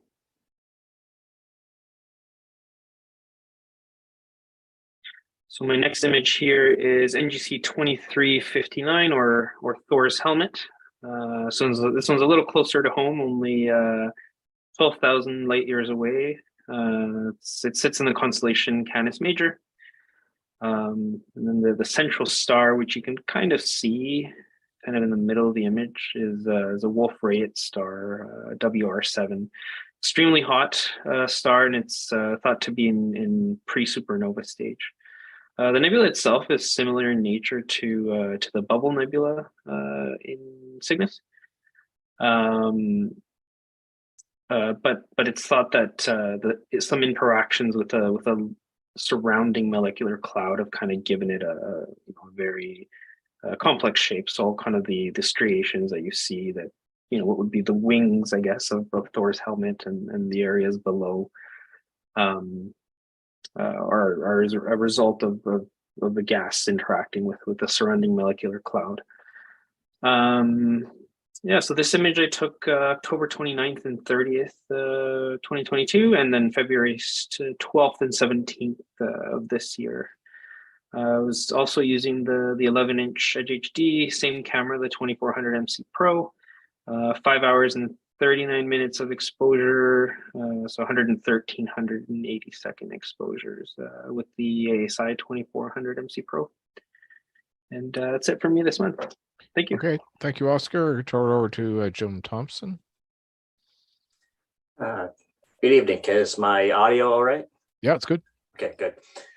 So my first image tonight is a composite of the 3 deep sky observing challenges for the month of February. On the left is the beginner challenge IC1848, the Sol Nebula. It's a large star-forming region located in Cassiopeia. My backyard faces east, so this is a fall target for me. The particular image was captured on the night of the 29th of October using a ASCAR brand 50 millimeter refractor, a Mellencam DS432 monochrome camera, and an Optolong 3 nanometer H-alpha filter. This is a stack of 30 30-second exposures.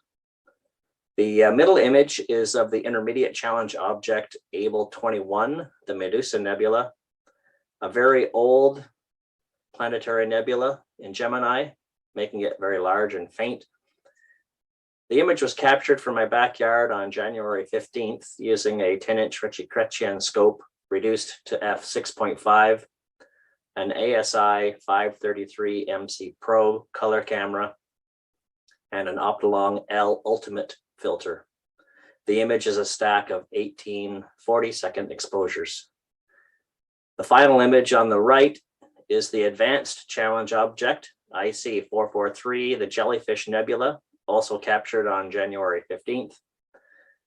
This is a supernova remnant in Gemini, and it was captured using that same ASCAR brand 50 millimeter refractor, Mellencam DS432 monochrome camera, and Optolong 3 nanometer H-alpha filter. It's a stack of 20 40-second exposures. Next, please, Chris. My second image is of the sun from February 11th, as viewed in calcium K. As you can see, the sunspot activity is really starting to pick up. This image is a stack of the best 5% of frames out of 5,000 captured using a 98 millimeter William Optics refractor, a Bader brand solar wedge, and an Omega Optical calcium K filter. The camera I used is that new favorite camera of mine, the Imaging Source DMK33UX226 monochrome camera. Frames were stacked in AutoStacker and sharpened in Registack 6. Next image, please. So this image was captured on the same day, but as viewed using hydrogen alpha light. It is a composite image with the sun's surface inverted, so very hot areas are dark in the image. There are a number of smaller prominences visible, including some ejected material that you can see faintly up in the upper left corner, as well as an active solar flare that was jetting out on the right limb. If you can see that dark kind of spike there on the lower right side. It was quite interesting to observe. Next image, please. Although the seeing conditions from my backyard tend to be below average, I attempted on this day to capture a more detailed view of the sunspots by using a 2.5 times Barlow. This image here is of the sunspot grouping in the upper right, captured in green light using a Bader solar continuum filter. I was able to capture some relatively fine detail despite the mediocre seeing. Other than the filters used, this image and the preceding one were both captured using the same setup and methods as the calcium K image. Next image, please. My final images are of the Lunar Observing Challenge for February, the crater Petavius. It is a 177 kilometer wide crater located along the southeastern limb of the moon. These two images were captured almost exactly 1 year apart and show the crater illuminated from opposite directions. The images were both captured using the same setup: a 10-inch Ritchie-Chrétien scope, ASI 183 mm Pro camera, and Astronomic ProPlanet 642 IR pass filter. They are stacks of the top 10% of frames out of 3,000, stacked in autostacker and sharpened in Registacks. And then did the animation make it in, Chris? No, that's fine. Sorry, I don't recall an animation. Okay, so yeah, I sent it the day after, but I wasn't sure I got it in time. That's fine. I'll share it another time. So that's it for me. Thank you very much. Thank you very much, Jim. We're going to turn it over to Paul.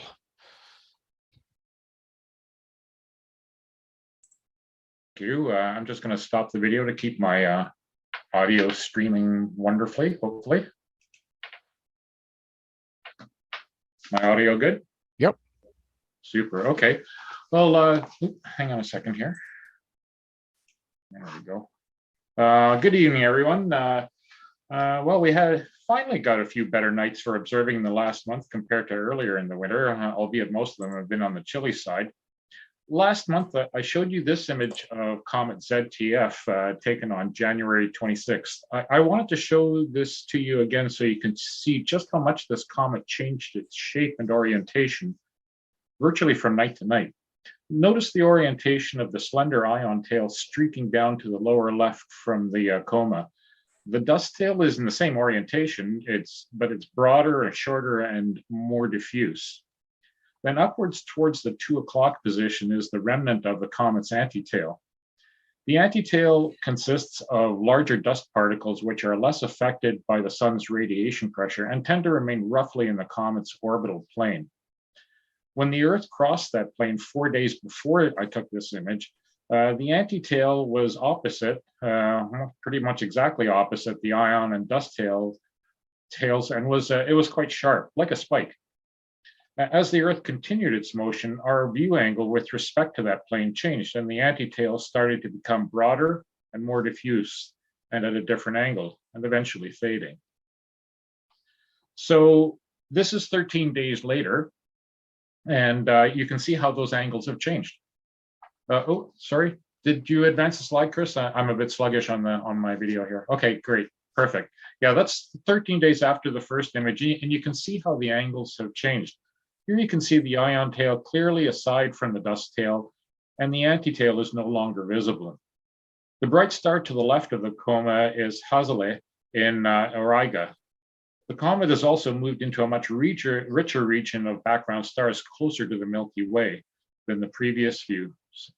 Both of these views that I've taken of the comet were done with a Canon 70D and 300 millimeter lens on the Star Adventure tracking platform, and the stacks are of 17 75-second exposures at ISO 3200. The background stars and the comets, like Andrea was mentioning, were processed separately and then later combined to avoid the streaking. This comet is actually still observable from our latitude currently. It's down in Eridanus, but it's much fainter, probably down to about magnitude 9. And if you did want to try to catch it before it becomes totally non-viewable, catch it shortly after we start getting some moonless skies again, and hopefully they will be clear skies. All right, next one, please. So this is a view of the conjunction between Venus and Jupiter that I managed to catch in a brief sucker hole in the clouds on Tuesday night, the day before their actual closest approach to one another on Wednesday. Unfortunately, Wednesday was completely overcast when the planets were less than half this distance apart, but the view here was still marvelous. At 76 arc minutes of separation, the two planets appeared exceptionally bright, especially when they were close to the horizon like this. I actually just caught this in the nick of time before they ducked down. I actually had to move my camera a few feet, actually about 50 feet over, to try to catch Venus as it was heading into that gap between the trees. Yeah, it was fun. If you look closely at Jupiter, you can actually see 3 of its major moons close to the planet. We did get another lucky break in the clouds yesterday, and I hope some of you managed to get a view. I did get an image, but I'll show that next month. The scene for this conjunction has been especially nice in binoculars. These two are really bright, and as I said, they seem exceptionally bright the closer they get to the horizon, as long as you haven't got clouds in your way. So this image was taken with a Canon 70D and 200mm lens at f4 on a stationary tripod. It's a single 2-second exposure at ISO 3200. Next one, please. So this slide is, like Jim mentioned, it's one of our challenge objects from last month, the Jellyfish Nebula IC443. This is actually a supernova remnant in the constellation Gemini and lies about 5,000 light years from Earth. The supernova explosion is believed to have occurred sometime around 30,000 years ago, though some researchers believe that it may only be 3,000 years old. So there's a little uncertainty there. It's a complex nebula and is actually a superimposition of 2 supernova remnants, one being much older, probably around 100,000 years old, than the other more prominent one here. In addition, you can see the emission nebula Sharpless 249 above the jellyfish. So it's a kind of a crowded space there, but it actually looks like the jellyfish is either sucking something in or spitting something out. But yeah, it's an interesting nebula. The bulbous sphere of the actual prominent supernova remnant is approximately 70 light years in diameter. And this image was taken. It's a fairly large object. This image was taken with a 200mm lens on a Canon DSLR, and it's actually a composite of stacked RGB imaging and some H-alpha captures as well. Next one, please. So this is another of the challenge objects, the Medusa Nebula, Abel 21. It's an old planetary nebula, also in Gemini, and is about 1,500 light years away. It's estimated to be about 4 light years across. The nebula is relatively large, at about 10 arc minutes across, as seen from Earth, or about a third the diameter of the full moon. However, its surface brightness is very low, and it was only discovered back in 1955. This is actually a 4-hour exposure with my 11-inch HHD and an Orion SSP V2 imager, with subframes of 15 minutes in length required to pull in some of the faint detail below the bulbous curvature of the main remnant. Next one, please. So, like Jim, my last few slides around the lunar challenge, or around the lunar challenge object, the Petavius crater, like the previous 2 lunar challenge objects, Langrenus and Vendelinus. Actually, I think you've. I'm sorry, I don't see captions on this, and maybe it's my video. The 2 previous lunar challenge objects, Langrenus and Vendelinus, to the left of Petavius. This crater lies near the eastern limb of the moon. Next one, please. A closer look at Batavius region shows this to be an area rich in detail. This is a great region for exploring with the telescope, just because of the variety of lunar terrain. Oh, there we go. There's some of our captions. It's an area rich in detail, and excuse me, and I think Jim have shot this probably around the same time I did. It looks like the shadow detail of his was is quite similar to this. So it's approaching sunset on this crater. You can see the craters above it are already pretty in deep shadows, and this is an excellent time to view Batavius because of the shallow sun angle. It brings out a lot of the detail in this region. For instance, the crater itself is like 3.3 kilometers deep. It's 3.3 kilometers from the edge of its rim down to its floor. It also has a complex central peak. You can see it looks like multiple central peaks, and these are like 1,700 meters high. Its floor also contains craterlets, hills, and dark patches believed to be of post-volcanic activity that occurred long after the actual impact. One of the neatest features, though, is rim of Batavius. It's a fracture zone, and the rill runs from the central peak westward to the base of the crater as well. So it's quite prominent, especially when you get the low shadow angles. You can really pick it out. It's an interesting formation to view at high magnification. Nearby to Batavius is Batavius B, a ray crater that splattered material onto the nearby mare. You can see those the white splatters of its impact resulting from its impact on the dark mare floor. To the south of Batavius, in this image, to the right of it, is Valles Snellius. This is an ancient valley on the moon, 590 kilometers long, and it's one of the longest valleys on the lunar near side. So, as you can see from this image, Batavius lies close to the eastern limb of the moon, and foreshortening makes its true circular form appear flattened. So I decided to play with this a bit to try to give you a better sense of the size of this crater. Next one, please, Chris. So what it is, I stretched the image vertically to try to show its true circular form. And what I found is that the stretch really brings out the rill running from the central peak out to the crater walls. So to put this crater in perspective, as Jim mentioned, this crater is 177 kilometers wide. I thought I'd compare this with a satellite view of our own area on Earth. And if you can show the next one there, Chris, you can see this is a satellite view of the area between of our area, certainly of Eastern Ontario, and you can see Ottawa and Montreal marked on this fairly clearly.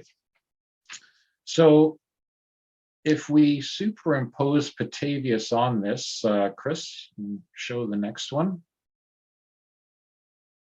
This gives you a sense for the size of this thing. Like this is crazy large, and I ran some numbers on this just because I'm an astro geek and I'm curious about such things.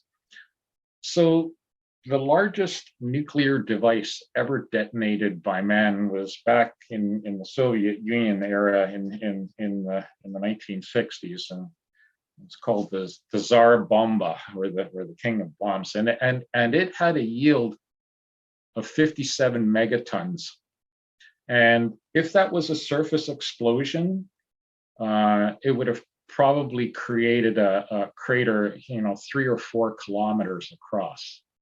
I ran some numbers on this with some data that I found, and it seems as though the impact force of this crater when it was formed is the equivalent to about 7 million megatons, and it blew a crater 3.3 kilometers deep, not wide, and 177 kilometers wide. So, yeah, the moon is taking a beating, and we're lucky to have that in orbit around us, because it's quite possible that if it hadn't been there, that crater would have impacted on Earth, or that asteroid would have impacted on Earth, and who knows, maybe changed the shape of things that we now see in our areas. So that's all I've got this month. I wish you all clear skies, and we'll catch you next month. Thank you. Over to Bob. How do you do? I just have a couple of comments to make. First of all, fantastic comet photos tonight, and the Spaghetti Nebula is just unreal. And about Tim's talk, I was curious if my wife tolerates me. Is that the same as support or not? I should check that out with her. Anyway, this is NGC 1333. It's a 2.5-hour exposure. It needs more data, especially in the blue. It's a reflection nebula, and it's about 1,000 light years distance. Next slide. This is a pair of colliding galaxies. They're about 105 million light years away. It's a 6.5-hour exposure. And they started colliding about 300 million years ago, and it's early still in the collision. So I don't know how long collision takes, but 300 million years is only the start. Interesting, you can see they're two edge-ons sort of running into each other. Next slide, please. This is a 5-hour exposure. It's about 40 million light years away. Many of the faint fuzzy stars you see in the background are actually galaxies. Beautiful edge-on galaxy, though. Thank you. Have a great day. Okay, thank you, Bob. I just had a question come in from Paul Cloninger's previous presentation. How does that crater compare to Manicouagan? I don't know, Paul, whether you can answer that. There we go. Manicouagan, I forget the exact size of Manicouagan, but I think it's comparable. I think Manicouagan is perhaps a little bit smaller. Somebody can probably run a quick Google on that and check it out, but I think it's comparable. One of the comparisons I do know off the top of my head is that the Chicxulub crater that was believed to nuke the dinosaurs, when they finally did surveys under the Gulf of Mexico, I believe the accepted diameter of that crater is a little bit larger than Petavius. I think it's on the order of 230 kilometers in diameter, so somewhat larger. Okay, thank you. Okay, so I'm going to turn it over to Jim. Hang on a second here. Thank you.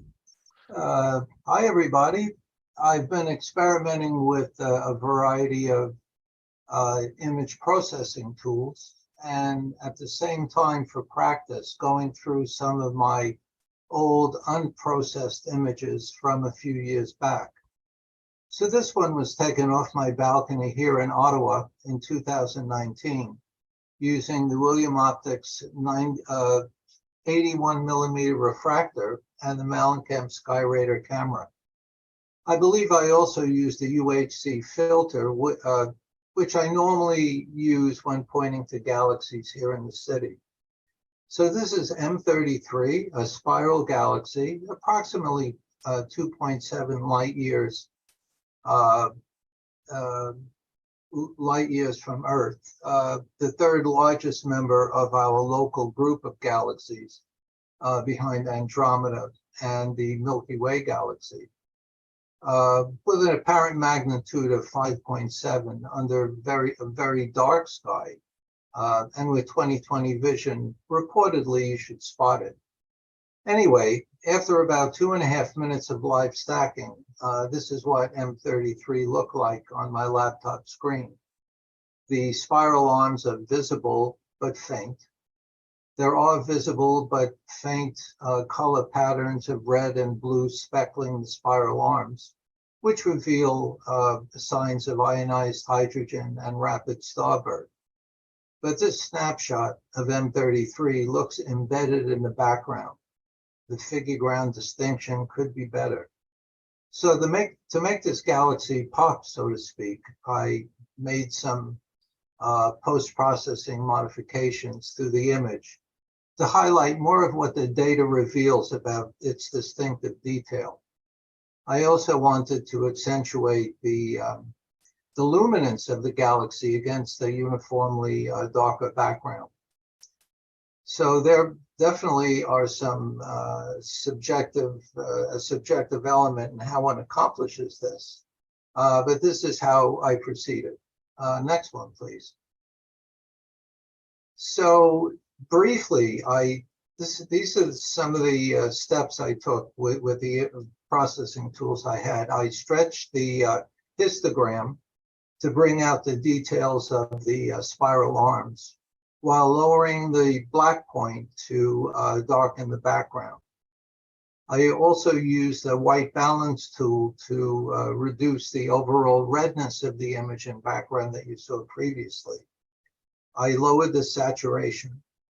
I used several tools to increase the color contrast and precision detail.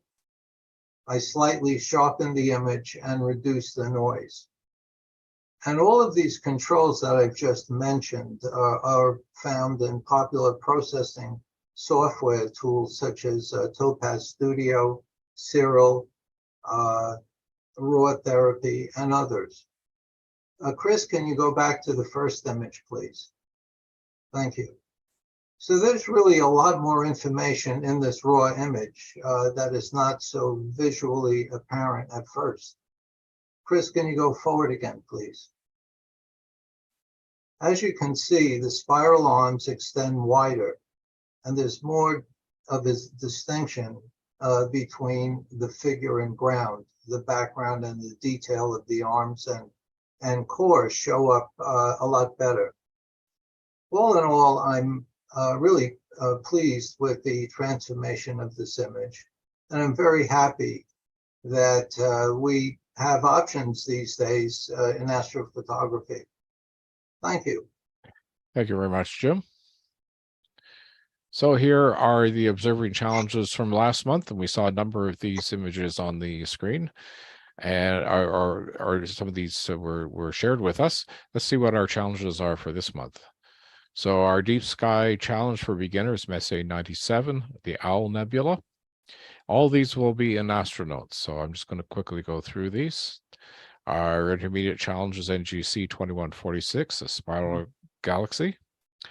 And our next one is our advanced one, SH2-261, also known as the Lowers Nebula. And our Lunar Challenge is Crater Geminis. And we'll see how many pictures of those we get. Hopefully we have some clearer skies. Here's a summary of what they are. Again, these will be listed in Astronotes. And the Fred Lawson Observatory, we encourage members to go out and use this marvelous facility. And as you can see, we've got some new additions there as well. Next, Flow Star Parties, the members only star parties, is scheduled for March the 18th. And CARP Public Star Parties, we have some tentative dates here. And again, these will be in the in Astronotes, and we look forward to participation there. This is open to the public, so it'd be awesome to get many scopes out there and other people to assist with other things. We will have some members of the general public that will need help with their telescopes as well. Here are some of the folks that help run the club.